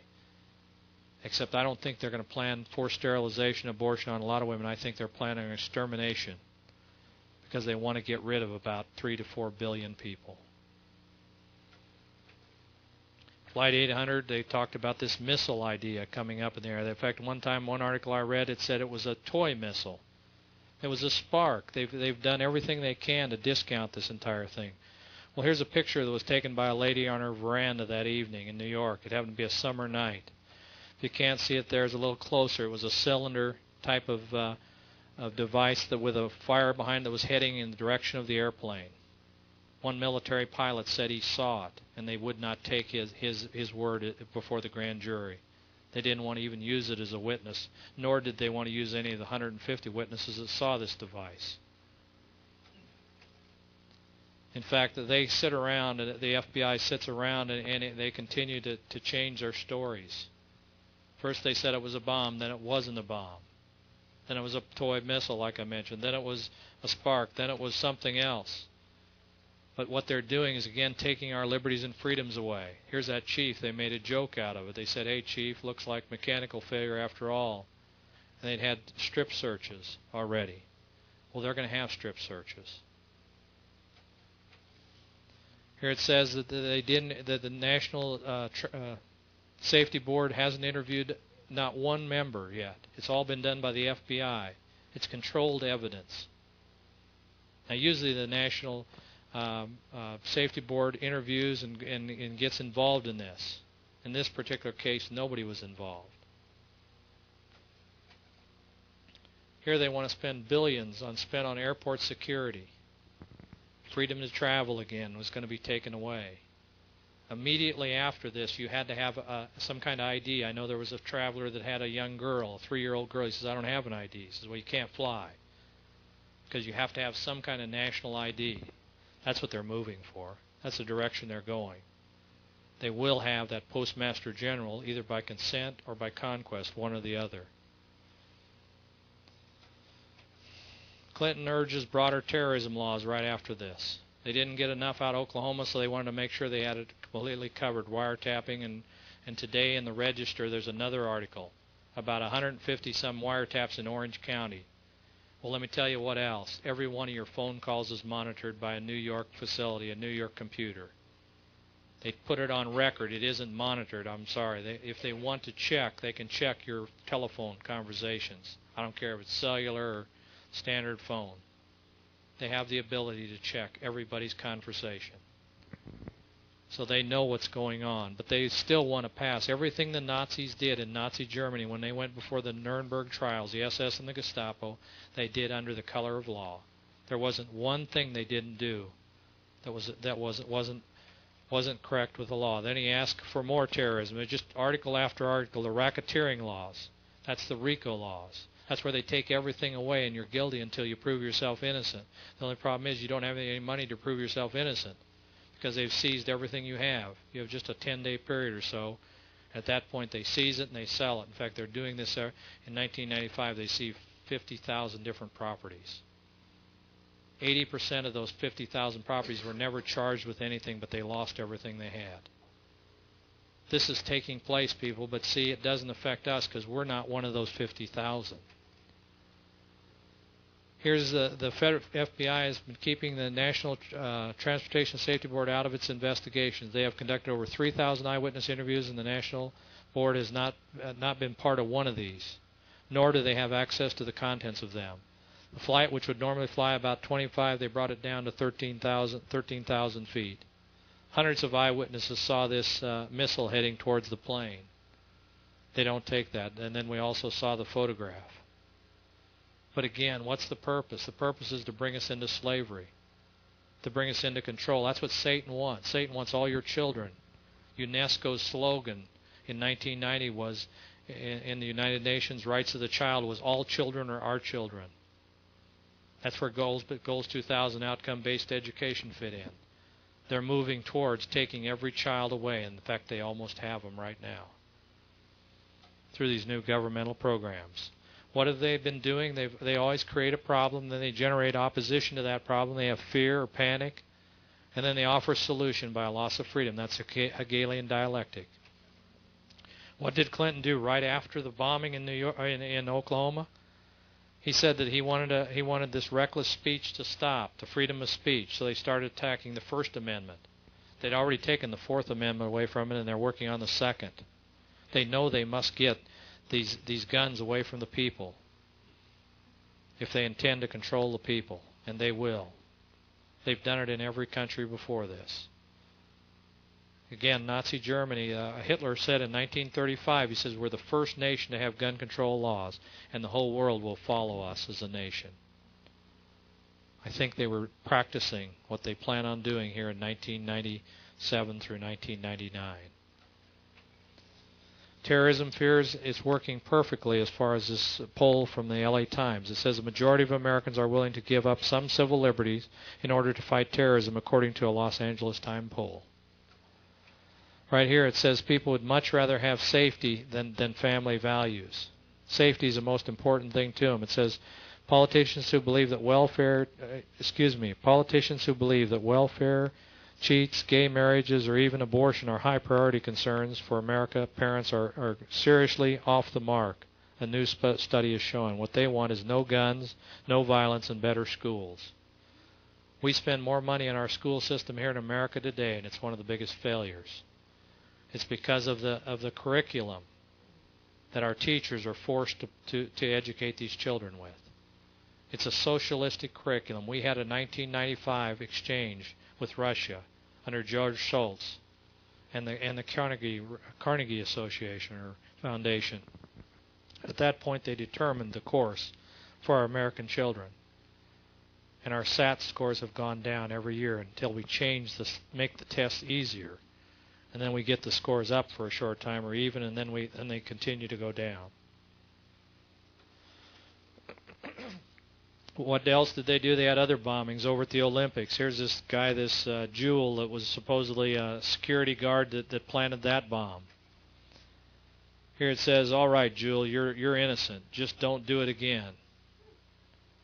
You know, they had totally ridiculed and destroyed this man and his family.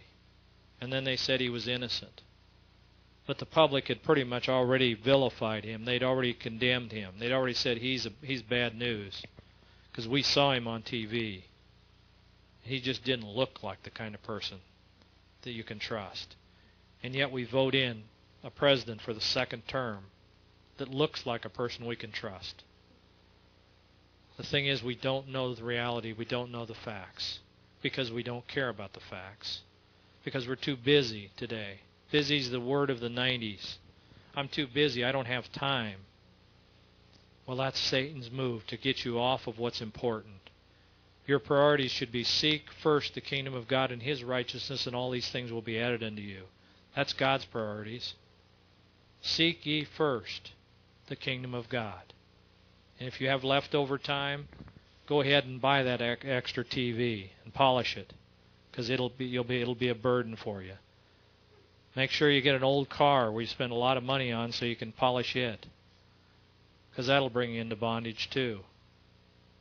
Make sure you buy a lot of things. The more you own, in fact, the more in bondage you'll be, a slave to them.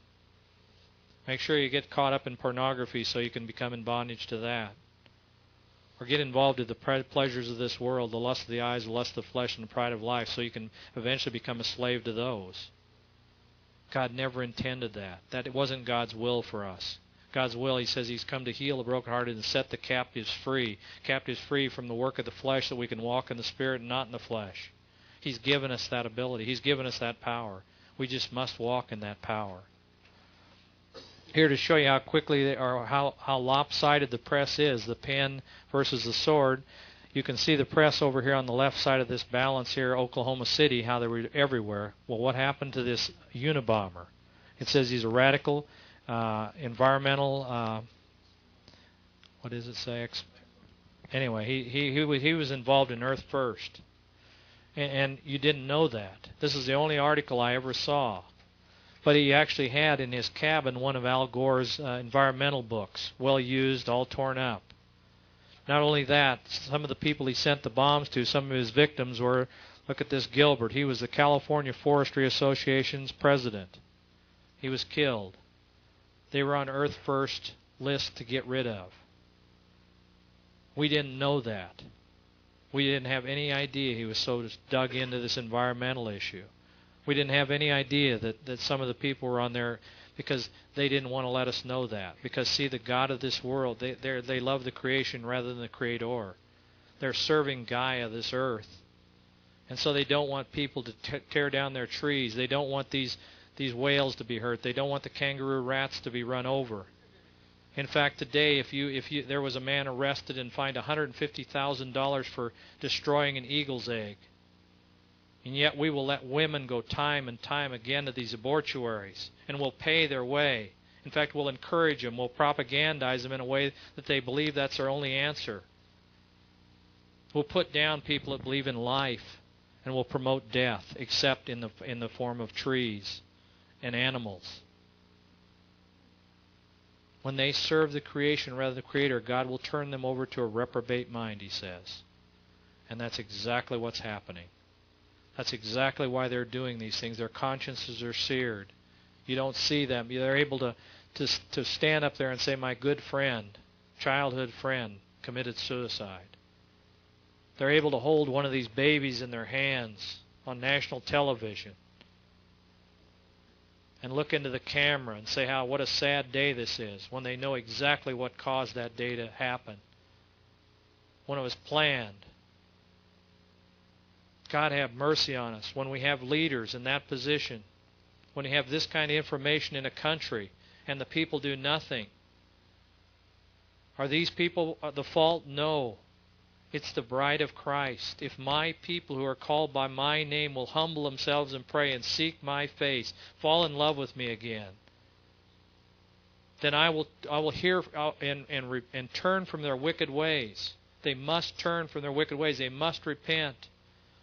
Then I will hear from heaven, forgive their sins and heal our land. But I won't do that until they do that, until they do their part. He's calling us. He says, behold, I stand at the door and knock. If any man hear my voice and open the door, I will again want to have that intimate fellowship with him. But we must open the door to our hearts. We must make that choice to serve God or serve the flesh. That's our choice we make every day. We make choices all day long. He's given us free will. And we must make choices for eternity. If you plan on going through that straight and narrow, if you don't, then you might as well just have an enjoyable time and live like hell, because that's where you're going to go for eternity. Jesus spoke of hell much. He said it wasn't a very pleasant place to be. In fact, you're separated from God. I can't even imagine that, because God is love. God is joy. God is peace. God is light. God is holiness. God is everything that we desire. He's the ultimate of everything. That's His character. Everything we hate, murder, lying, stealing, robbing, that's what the forces of darkness are, and that's where they're going to spend eternity. I would hope and pray that everybody in this room would make a choice for righteousness and holiness. That would make a choice to open the door to their hearts, and again have that intimate time with them. Husbands, pray for your wives that may not be on that straight and narrow. Wives, pray for your husbands. If you see a brother that's in a fault, and if God tells you to go to him humbly, knowing you too could go to that fault, knowing you too could fall into that very same thing, we need to hold each other accountable. We can't ignore any longer the sins. We must love each other enough to be truthful. We must be truthful enough. The time is short. The night is coming, I promise you. We're at a point where there's just hours left. I don't know the time. God has not showed me two things on this puzzle.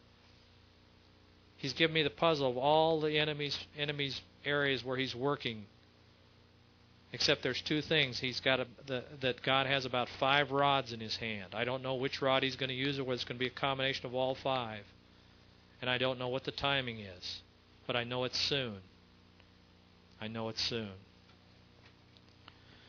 What else happened? Paul Wilshire, an investigative attorney of Inslaw, that's the thing we talked about with Vince Foster and other scandals, wrote Attorney General Janet Reno a 105-page letter.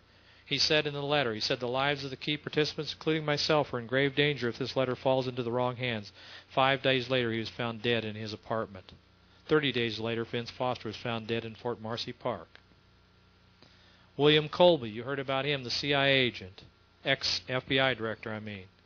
He was found dead downstream from his vacation home. He left the computer on. Dinner was cooking.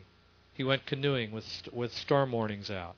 Jeremy Borda, the Navy's top admiral, commits suicide by shooting himself in the chest again. Reportedly, he was distraught over being questioned about having combat decorations he was not entitled to wear. In fact, they're still perpetrating that crazy story. This one here is November 25th, 1996, says Admiral kills himself to avoid dishonoring his soldiers. Well, Jeremy Borda was probably killed by some of William Colby's people. That's the only thing we can hope, that God turns these people against each other. These forces of darkness are out to destroy. They're out to destroy us and our families. He's done it in the Old Testament. He would confuse them. And I'm praying that he would confuse these forces of darkness. Admiral Borda worshipped the devil. I met a man that cleaned his room when he was a sergeant in the Army, and his responsibility was cleaning his room. And in that room, before he was an admiral, he had occultic symbols. He had the candles. He had everything they do to worship the devil. These men are serving Lucifer, the angel of light. They have made a commitment to Lucifer through their oaths, through their rituals. And that's why we're seeing the actions of death and destruction. Eventually they will be taken, unless God has mercy and calls them to himself. It's God's will that none of these men even perish. My will isn't that way. So pray for me, that I may have compassion on some of these people that have plans to destroy my family and myself. But I can tell you, God, for God so loved the world that he gave his only begotten Son for the entire world. But they make choices, and if they make choices, he's not going to force anybody to go to heaven and spend eternity with him. He's going to allow them to make those same choices that people have always been allowed to do, to serve God or serve themselves. We either serve self or we serve God. What else? Value Jet Chuck Hayes, the CIA contract operative, was to be on that flight. However, he was unable to catch the flight. Hayes broke the news about Vince Foster's $2.73 million Swiss bank account. He didn't make it. Fortunately, he's still alive, but he was supposed to be on that Value Jet when over Florida. Craig Livingston, handpicked by Hillary to lead the White House security, involved with mishandling of FBI files. That's the Filegate thing you hear about. Last person to view Foster's body before he found it. Now, when Foster arrived at the mortuary, they couldn't find the keys. He didn't have any keys on person. This is how bright Livingston is. He visited him and he put 2 sets of keys on him. So he went from no keys to 2 sets. Livingston also said that he couldn't remember who hired him before a sworn testimony. Dan Lassiter, Bill Clinton's best friend, a convicted cocaine dealer, employed Roger Clinton, head of a firm that issued $1 billion of Arkansas state bonds. Roger's on tape speaking of the cocaine his brother and he used. Roger's on tape speaking of just horrible things. Go look at I got some videos downstairs, obstruction of justice or the MENA cover-up. All those cover a lot of those issues. What they're still talking about here, in 11/19/96, they're still talking about this Value Jet. They haven't determined. It says hearing is meant to shed light on cause of tragedy. Here's Livingston on the left. That's the file. You remember Chuck Colson. He had 1 FBI file on him. That's what he went to prison for. The 1 file. They had something like 900. Livingston had. And still nobody's in jail over that one. What's going on, people? I don't understand it. I don't understand probably that this stuff isn't happening. I don't understand that the people of God are not rising up and attending the churches and having all-night prayer meetings and saying, God, we love you. We want a future for our children. We love our children. We're going to spend all night in prayer tonight. And we're going to call our friends to have them spend all night in prayer with us. Because, see, that Super Bowl is not so important after all. I hope the ones that are going to watch it tomorrow enjoy it, because it might be the last Super Bowl you see. More than likely it will be. If they get their way. If God's people don't turn from their wicked ways. More than likely that'll be the very last Super Bowl. Again, I don't know the time, but I know the time is short. I know that when Bill Clinton vetoed the partial birth abortion ban, and then the church said, Bill's good enough for us for a second term, we signed our death warrant as a nation. We signed our death warrant before God unless His Holy Spirit intervenes, unless His people turn from their wicked ways and there's a revival across this land. We haven't seen a revival. We hear this thing called promise keepers. We hear about people cackling like chickens and barking like dogs, and we call them revivals. What a revival is a changed life, a repentant person, a changed community, a changed everything. They no longer love the world. They no longer care about the cares of the world. They no longer desire the things of the flesh. They're looking for the eternal. They understand that the real person inside them is eternal, and they're not flesh.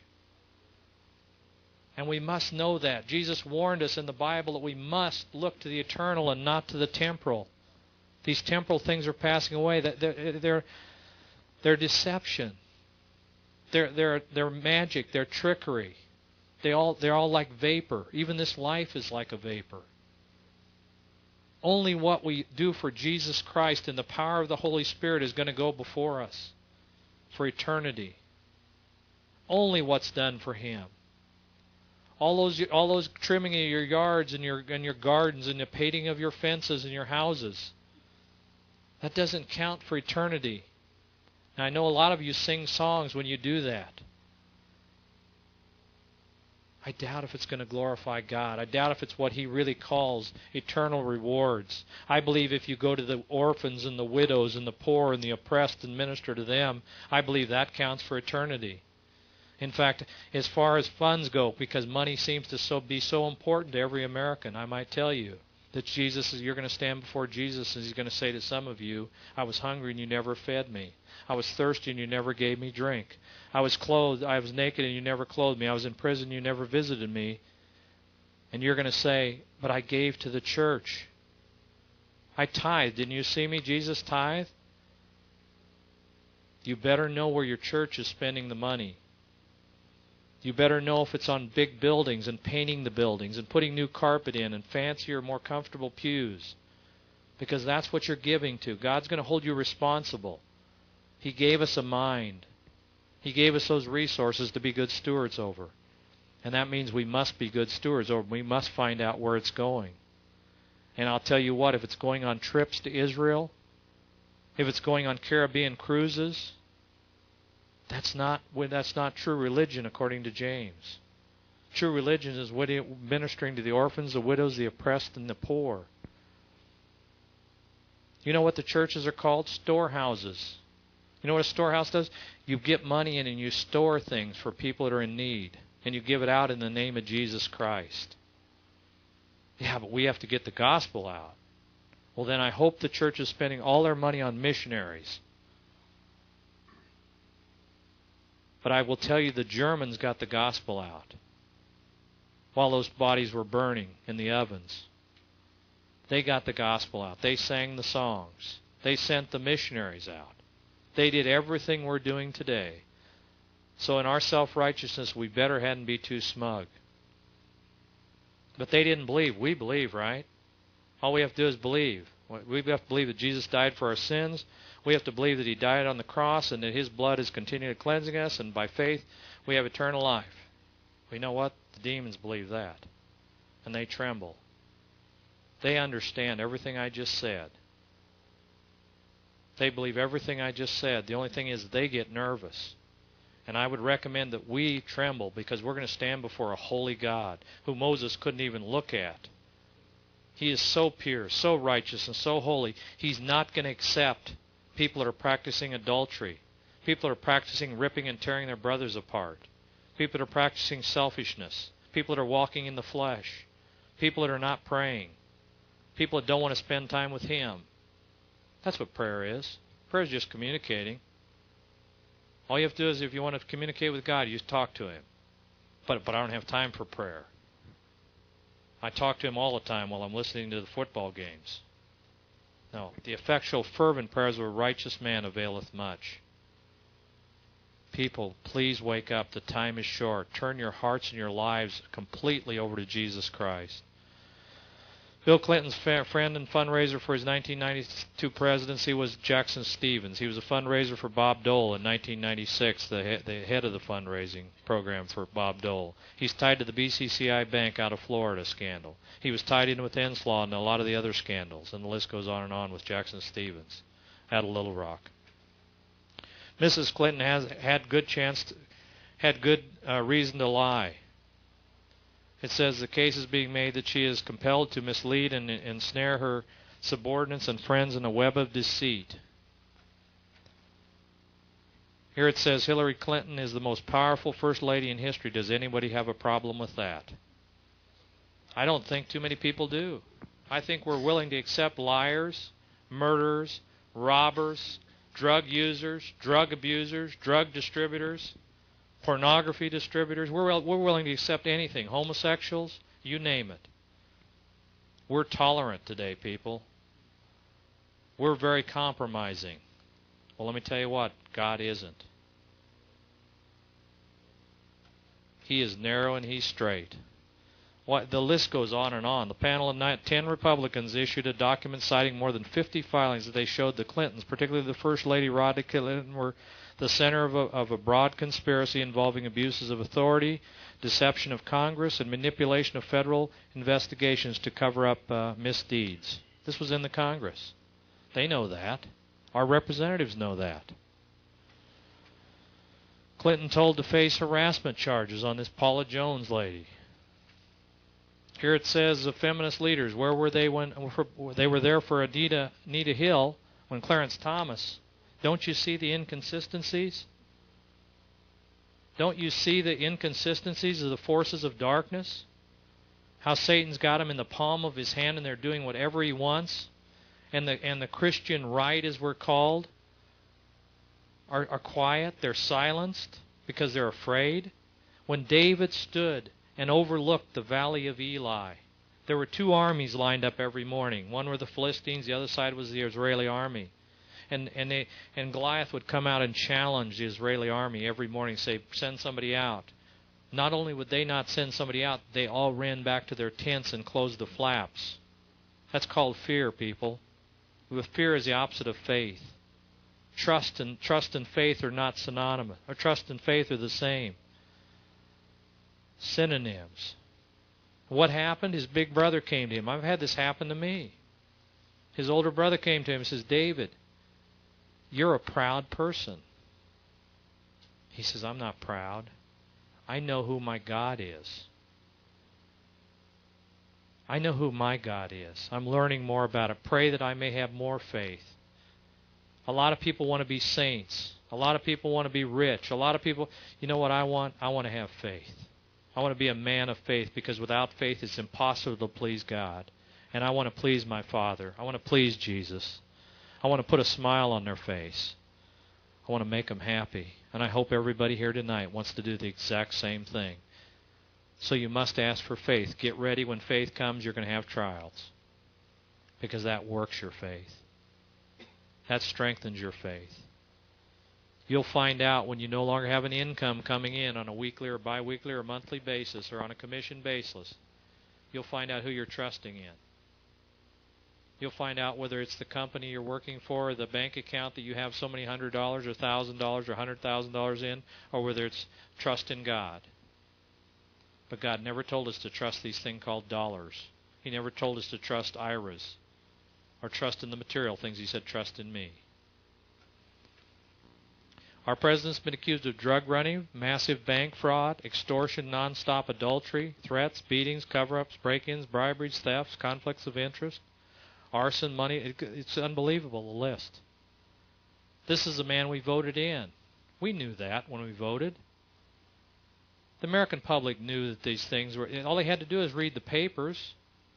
I could pull papers out, articles on every single one of these. It's not a conspiracy, people.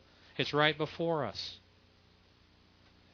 If you don't believe it, here's a letter sent to me from our emergent memo from Congressman Bill Dannemeyer, a retired congressman. He says that the evidence against Bill and Hillary Clinton many now claim is irrefutable. And here's the things he says: for drug running, bribery, extortion, murder, cocaine abuse, obstruction of justice, using taxpayers' funds to support Bill Clinton's sexual appetites. Now, this is an ex-congressman. Now you say, well, he's a Republican, so he would say those things. I gotta tell you, that's foolishness. Anybody that would say this about a president without having some facts has got to be some kind of fool. So when I saw this letter, it really disturbed me that a man that knew what happens in Washington, a man that knows what's going on, would write this kind of letter. Because I believe he probably has the facts. I think he's a man of sound mind. I believe he probably knows a lot more than we know.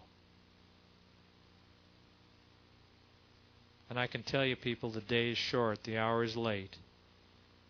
Here's Ron Brown and Bill at the inaugural ceremony in 1993. Boy, they look good, like good friends.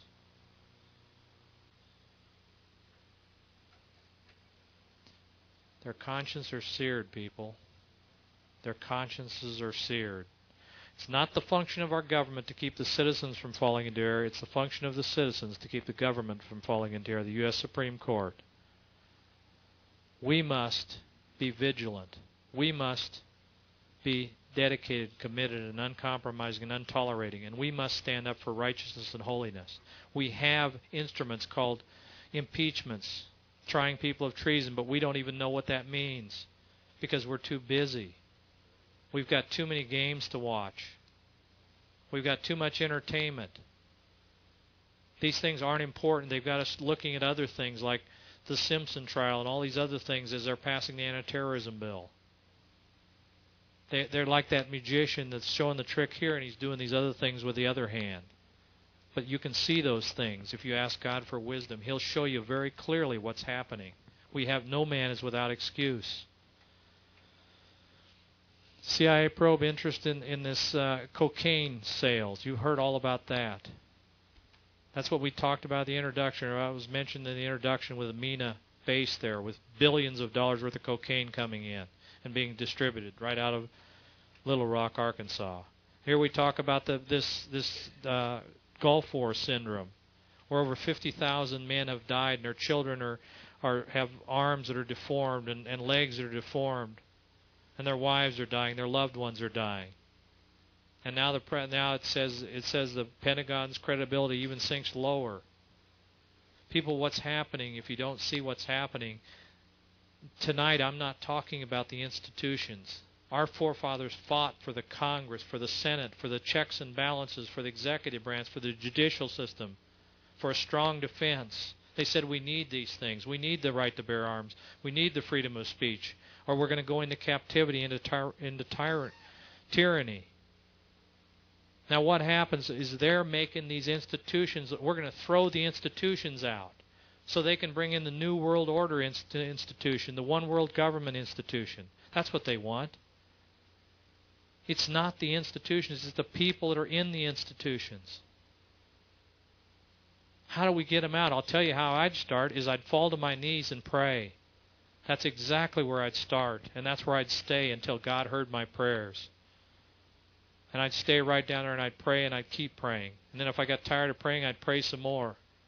In fact, I'd get to a point where I'd pray without ceasing because that's our command from our Lord.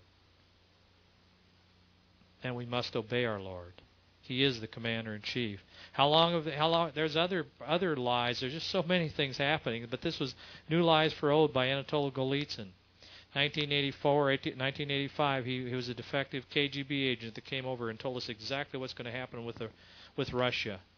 He told us to the point, in fact, that in 1993, Golitsyn's record, he had 139 out of 148 predictions that they'd break down the wall. Now, in 1984, if he would have said that stuff, that the wall's going to be, the Iron Curtain's going to come down, everybody laughed. Everybody thought it was a big joke. Well, let me tell you what, he wrote it in 1984. He's now probably at 148 out of 148. In fact, he's got a new one, the Perestroika Deception. But it doesn't take an Anatol Golitsyn to write this kind of stuff. All you need to do is read the quotes, and you see the dismantling of the walls there in the Soviet Union, but all you need to do is read the quotes. This is Mikhail Gorbachev, was in our papers November 1987. He said, "Gentlemen, comrades, do not be concerned at all about what you hear about glasnost and perestroika and democracy in the coming years." See, that word democracy doesn't mean the same to them as us. It's a socialistic society, United Socialistic Soviet Republic, the National Socialistic Labor Party. It's a communistic society. It's a fascist society. It's a tyrannical society. That's exactly what they're moving towards. These are primarily for outward consumption. They're going to show this stuff. There will be no significant internal change within the Soviet Union other than for cosmetic purposes. Our purpose is to disarm the Americans and let them fall asleep. People, they warn us. What was Mein Kampf all about? Hitler wrote Mein Kampf so he could tell the Germans what was going to happen. He told them beforehand. They're showing us exactly. I'll show you on the other presentations exactly what's going to happen to you. You have no excuse once you've seen these. Here's Towards a New Civilization. This was the second forum that Gorbachev held. Now, if this doesn't bother you, Mikhail Gorbachev has a foundation out of the Presidio in San Francisco. It's one of the nicest military bases the government has to offer. It's the oldest. He has a beautiful house on the ocean. He applied for that foundation 4 months before the breakup of the Soviet Union. The whole purpose of this foundation, or one of the purposes of the foundation, is to bring in the New World Order. He has access to press. He writes in the Denver Post and all over the country, editorials. He can do whatever he chooses. Here's some of the members that attended that first forum. Just a year ago, Isabel Lundy, House of Spirits, Richard Baker, Zen, the Gandhi Foundation, Sonda, on and on. They're spiritists. They're occultists. They're New Agers. All New Ages is a fancy word for Buddhism, Hinduism, Shintoism, all the isms. They couldn't bring those over here and say that we're going to bring those into America, so they brought it in with New Age, and then they took it in the church. Look at some of the New Agers at the bottom. Maurice Strong, former Secretary, UN General, Environmental and Development. Ted Turner, Chairman of Turner Broadcasting. Zygmunt Brzezinski, George Bush, Alan Cranston, all these people. Mikhail Gorbachev, Albert Gore, Havel from the Netherlands. Ted Koppel, Rudolf Lubers. Margaret Thatcher, George Shultz, Colin Powell, Mother Teresa, Paul Volcker. Get ready, people. Jesus said, in the latter days there will be deception. Please don't follow people. Please follow Jesus Christ. Do yourself a favor. Don't trust in people. Trust in Jesus Christ. Follow the Word of God. Use that as the sword that will divide the soul from the spirit. It's alive. And it's sharp. Here's their God, the planet Earth, the endangered species. They don't cover this up. They talk about Gaia. They got books on Gaia. They talk about Gaia. Gore, I got quotes from Albert Gore about Gaia and how he's a god. He has God within him, and he is a god. That's the direction they're moving. Here's John Randolph Price. He had these all throughout the world. He had these his articles, along with Benjamin Creme. You'll see that next week. I know one of the most serious problems we have today is overpopulation, but wiping out more than 2 billion people off the face of the earth, is that a little drastic, don't you think? That's what Randolph Price said. And then Asher, who was his spirit guide, says to him, he says, who are we to say that these people did not volunteer to be part of the destruction and regeneration for the purpose of soul growth? Yeah, so he's saying, who are they, I mean?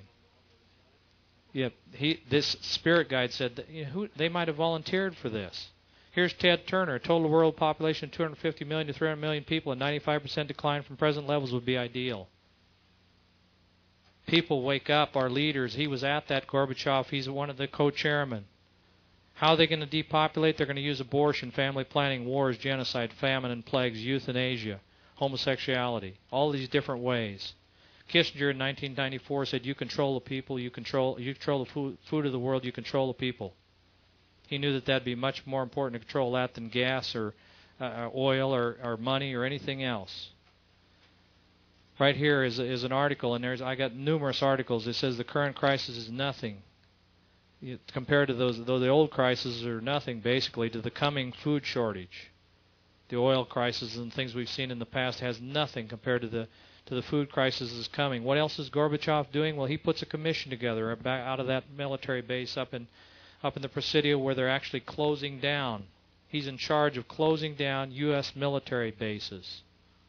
This is the ex-KGB, head of the KGB, the ex-president or head of Russia, of the Politburo. What else do we have? Department of Army memo. They have a procedure. They're asking the various military base commanders to get a procedure, request for establishment of civilian prison camps on the installations. They want to know what they're going to do when the civilians come to these various installations. Well, why would they have that? Because when Gorbachev closes those bases under Crime Control Bill 1994, it says they're going to make those bases into federal prisons, into prison camps.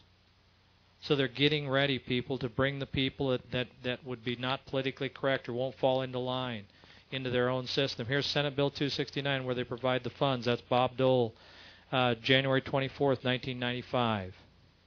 They passed that bill. It says for internment camps. They've had these camps in Chechnya. Here's a father that looked for his son.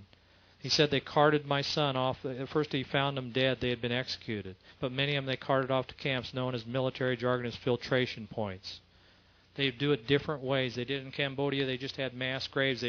They herded them into a area between the trees and killed them, and then they dug a mass grave and buried them. Sometimes they took them through these filtration points when they had to get them out of the civilian areas. What's this right here? This is what we call a federal transfer center out of Oklahoma City, where they back the planes up to. They unload the people and they load the people. You can call it whatever you want. It can be called a filtration point. They've got them all over this country. They're for the movement of people. They've got the plan under Operation Garden Plot. Come and see some of the other presentations. You'll see exactly what I'm talking about. One of the biggest camps is up in Alaska. It's 1 million acres. It holds 2 million people. There aren't that many people in Alaska. It's a mental health facility. They have a spur out of Fairbanks. The FEMA does, Federal Emergency Management Association. They're the group in case of emergency. When the president has to activate those executive orders we talked, they will carry it all out. They've got their 10 directors in the 10 regions, and they report to the one on the cabinet post, Witt, and then he reports to the president. Would they do this to American population? Well, they sure did it to Japan. That was us that did it to Japan. That was the civilized Americans. Because, see, it was better to kill these people than it is to have all these other people starve to death. Killed in the war, basically. But that's what they look at. They figure it's good to get rid of about 2 to 3 billion people on the face of the earth under the biodiversity treaty in Istanbul, Turkey last year. They determined they need to get rid of about 3 to 4 billion people. Will they use nuclear weapons? I don't know. I know we have used it in the past. I know that people with no conscience don't mind using nuclear weapons. I know the people who are committed to Lucifer don't care. They have no conscience. They are committed to the murder and the liar from the beginning. That's their God. That's who they serve. They're deceived, and they're deceiving others. Why aren't the churches talking about this? Why aren't they telling the sheep what's happening? The pastors know about this, I can tell you. I've talked to many of them. But they're like the sheep. They want to stick their head in the sand. They're afraid the sheep might become afraid. Well, I'll tell you what, the sheep are going to become afraid the day they're not prepared. And they knock on their front door. And in the middle of the night. That's the day there's going to be fear. A fear you've never seen before. I'd recommend you start preparing spiritually. You'd start preparing emotionally. You will, if you get right on with Jesus, you will be emotionally prepared. If you're right under His wing, you're in the right place. And I'd recommend you be there. And it wouldn't hurt to be physically prepared. It only makes common sense that if we have a power outage, that you can't get gas, you can't get money from the bank, you can't go to the grocery store. And in fact, your refrigerator shuts off and you don't have any food in the house. There's one company in the United States that controls all the electric facilities now. There's one firm out of England, Archer Daniels Midland, that controls over 75% of the food sources in the world. They're called the world grocers. Get ready, people. They're in place. The hour is late. The time has come to wake up. It says, take heed that no man deceive you, for many shall come in my name, saying, I am the Christ, and they shall deceive many. And many false prophets shall rise and shall deceive many. For there shall be false Christs and false prophets. Show great sign and wonder. If possible, they would deceive the very elect. Well, let me tell you what. He talks all throughout there. He's talking to the elect, and I believe that some of the elect will be deceived if they don't open up their eyes. I believe unless we seek after truth, after Jesus Christ, I am the way, the truth, and the life, we can be deceived. Or maybe I'll take that back. I doubt if any that Jesus has called, He's chosen, He'll lose one of them. But the problem is we don't know whether one of those until we go through that gate. Because we could be self-deceived. The heart's desperately deceitfully wicked above all things.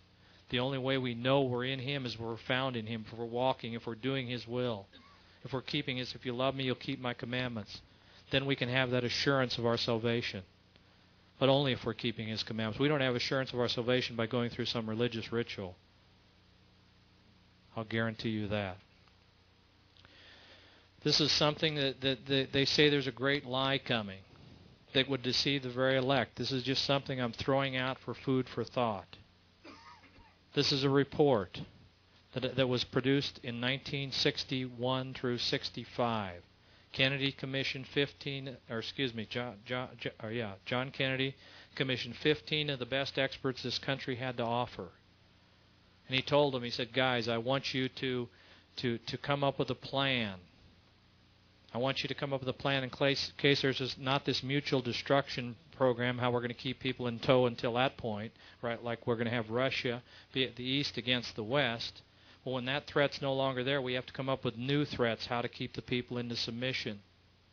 So they wrote this report in 1961. It's called the Report on Iron Mountain. It's a military base in New York.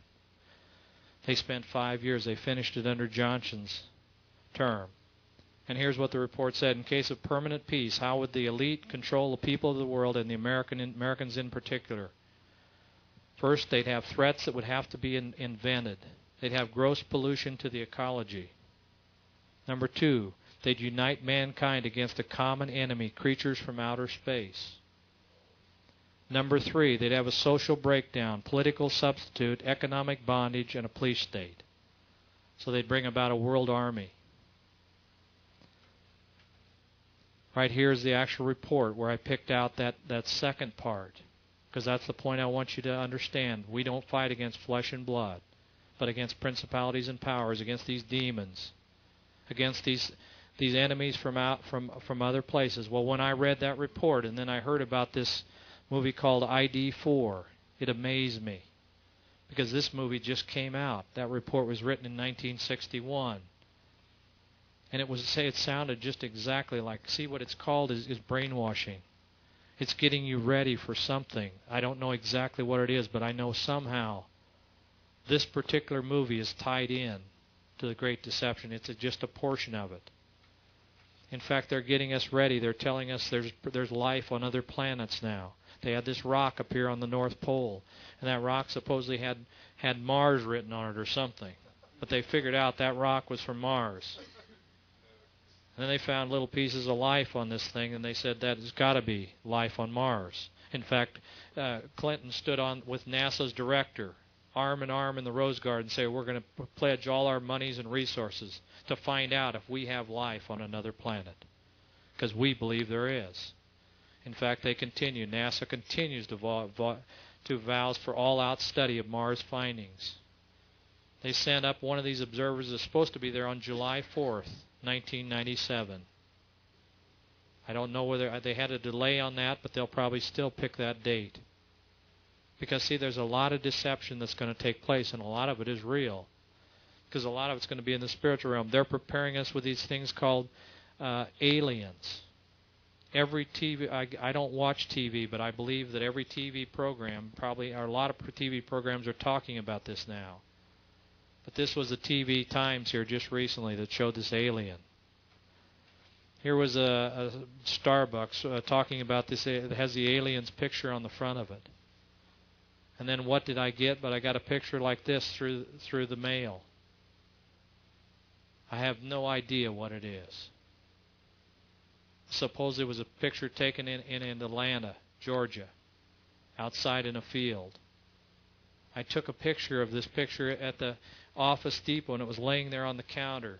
And somebody came and says, "Boy, that's great computer graphics." He goes, "Is that computer graphics?" He said, "What is that?" And he took off. I sort of said, "I don't know. I have no idea what it is. I've never seen a demon. I've never seen what they look like. But I believe some of us will see them.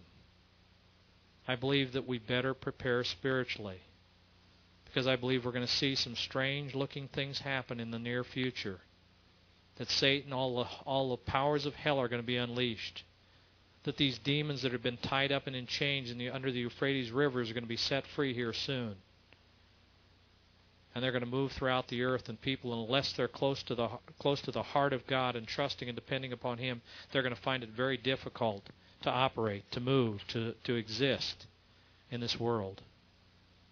I'd recommend you get to know Jesus Christ in a very personal, committed, non-compromising, non-tolerating way. I recommend you seek first the kingdom of God and His righteousness. Righteousness. Righteousness.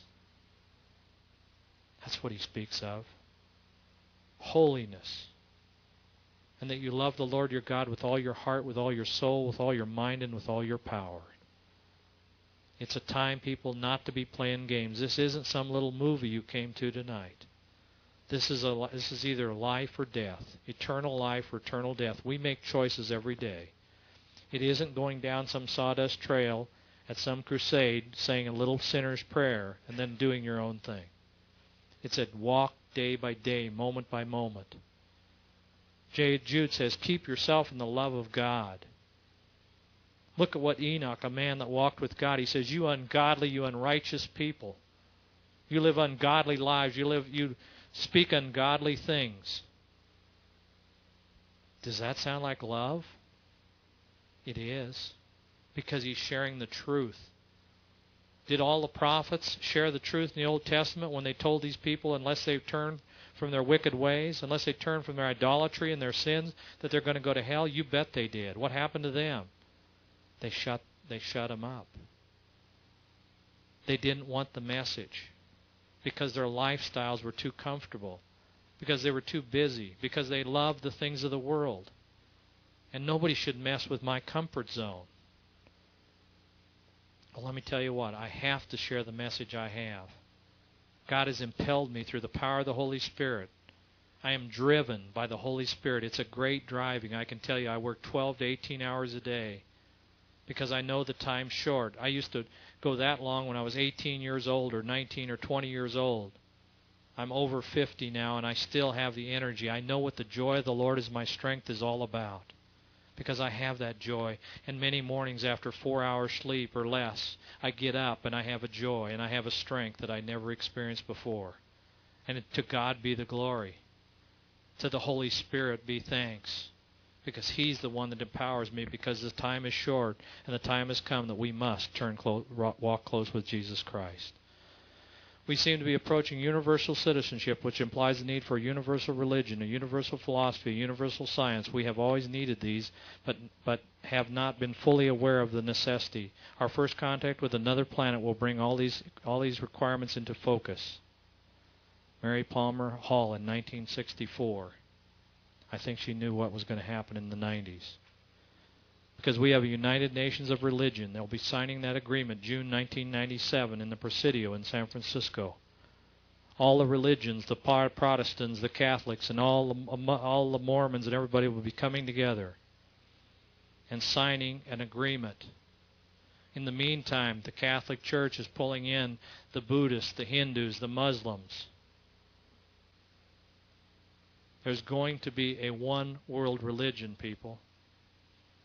It isn't going to be a religion of Jesus Christ, of righteousness, purity, and holiness. It isn't going to preach the gospel according to the Word of God. It'll probably be a gospel of love and grace and peace. You'll hear that spoken of mostly. And tolerance, acceptance, forgiveness. We must forgive each other. We must walk hand in hand to this next millennium of peace and love and joy.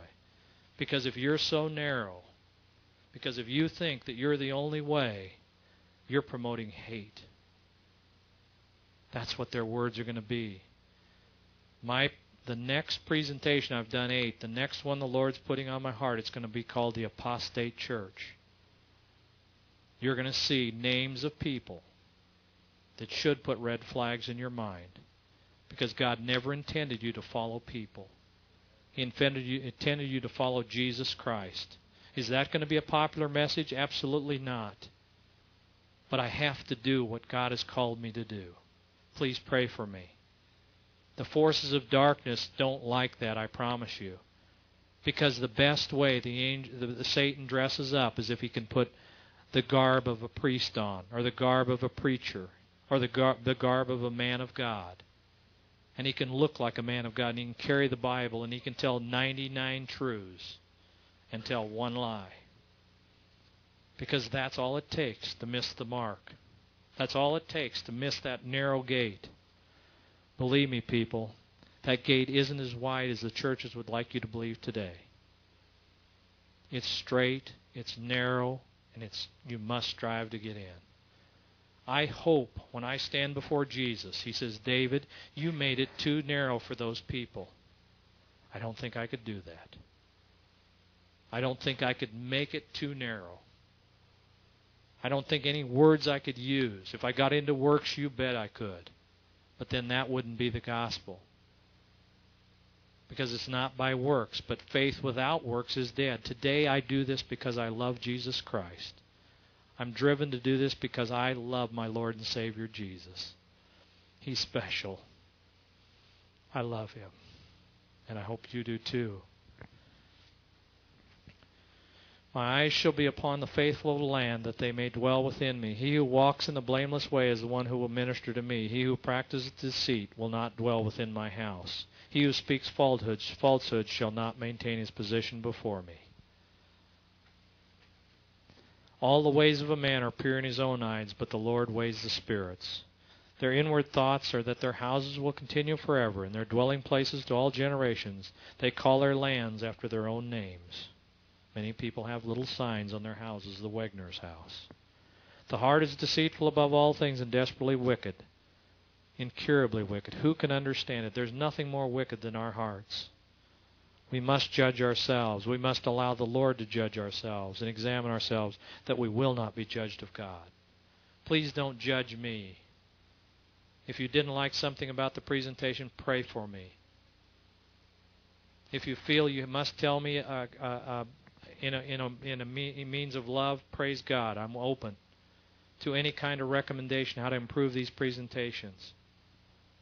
But please don't judge me, and I won't judge you. Don't judge your mates.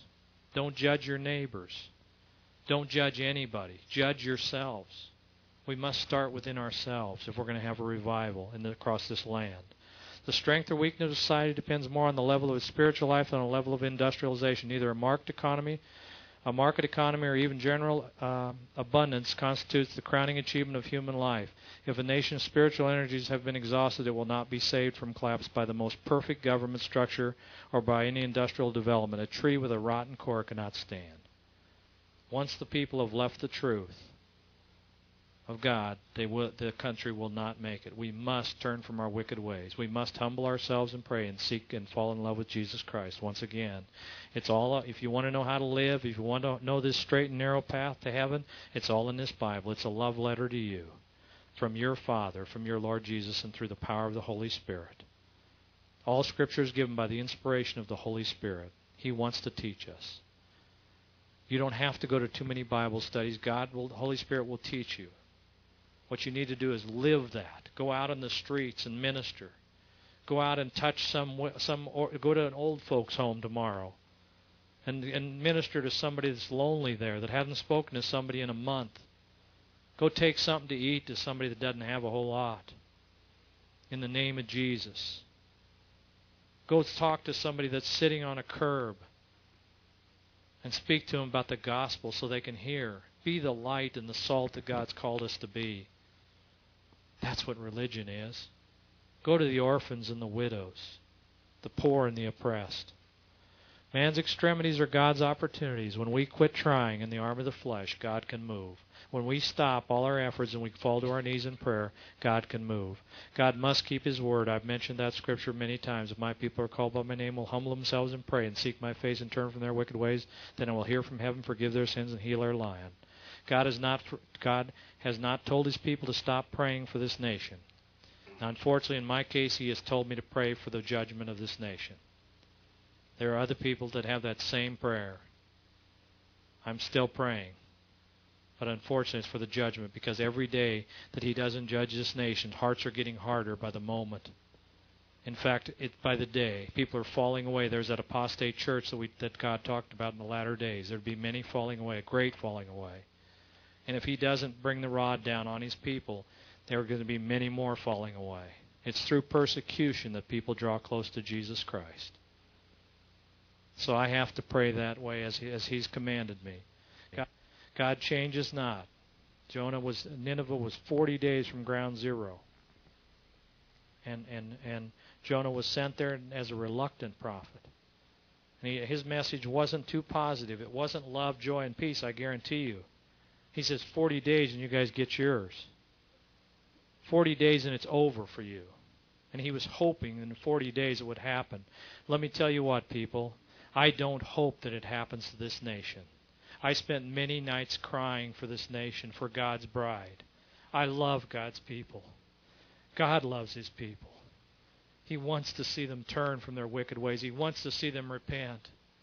Please obey His command. Please listen to His voice. Please listen to the Lord Jesus Christ. He loves you, and He wants to spend eternity with you. He says, I want you to trust in me in your times of trouble so I can rescue and you can give me glory. When we're in trouble, people. It's time to trust in Him. It's time to let Him rescue us. He is no fool who gives what he cannot keep to gain what he cannot lose. Jesus said, don't be worried about the one that can take the body. Be worried about the one that can destroy the soul. If a man tries to save his life, he'll lose it. But if a man will lose his life, for Jesus Christ's sake, he'll save it. That's God's Word. That's truth. You make choices as you leave here tonight. I don't have any magical prayers to say, God, come into my heart. Yet as many as received Him, them He gave the power of the sons of God. You have to keep receiving Him. You have to keep making choices for righteousness and holiness and purity. You don't receive Him and say, well, I'm done. I'll do my own thing now. No. It's a changed life. Because we've allowed the Holy Spirit to come into our hearts. And we've allowed the Holy Spirit to control us. And we now bow down to the Commander-in-Chief of the army, Jesus Christ. And we obey His commands. And we go forth to battle as He sends us, where He sends us, when He sends us. Without hesitation or reservation. We move forth, and we move forth in the power of His might. And I'm praying that everybody in this room wants to join that army. It's not my army. It's His army. And I pray that each one tonight would receive Him if you haven't. And if you've walked away from Him, if you have the love of the world, I pray you'd repent and turn back to Him and give Him your whole heart. Let's pray. Father, I thank you for this evening. God, I thank you for allowing me the privilege to stand up here tonight and to share this message.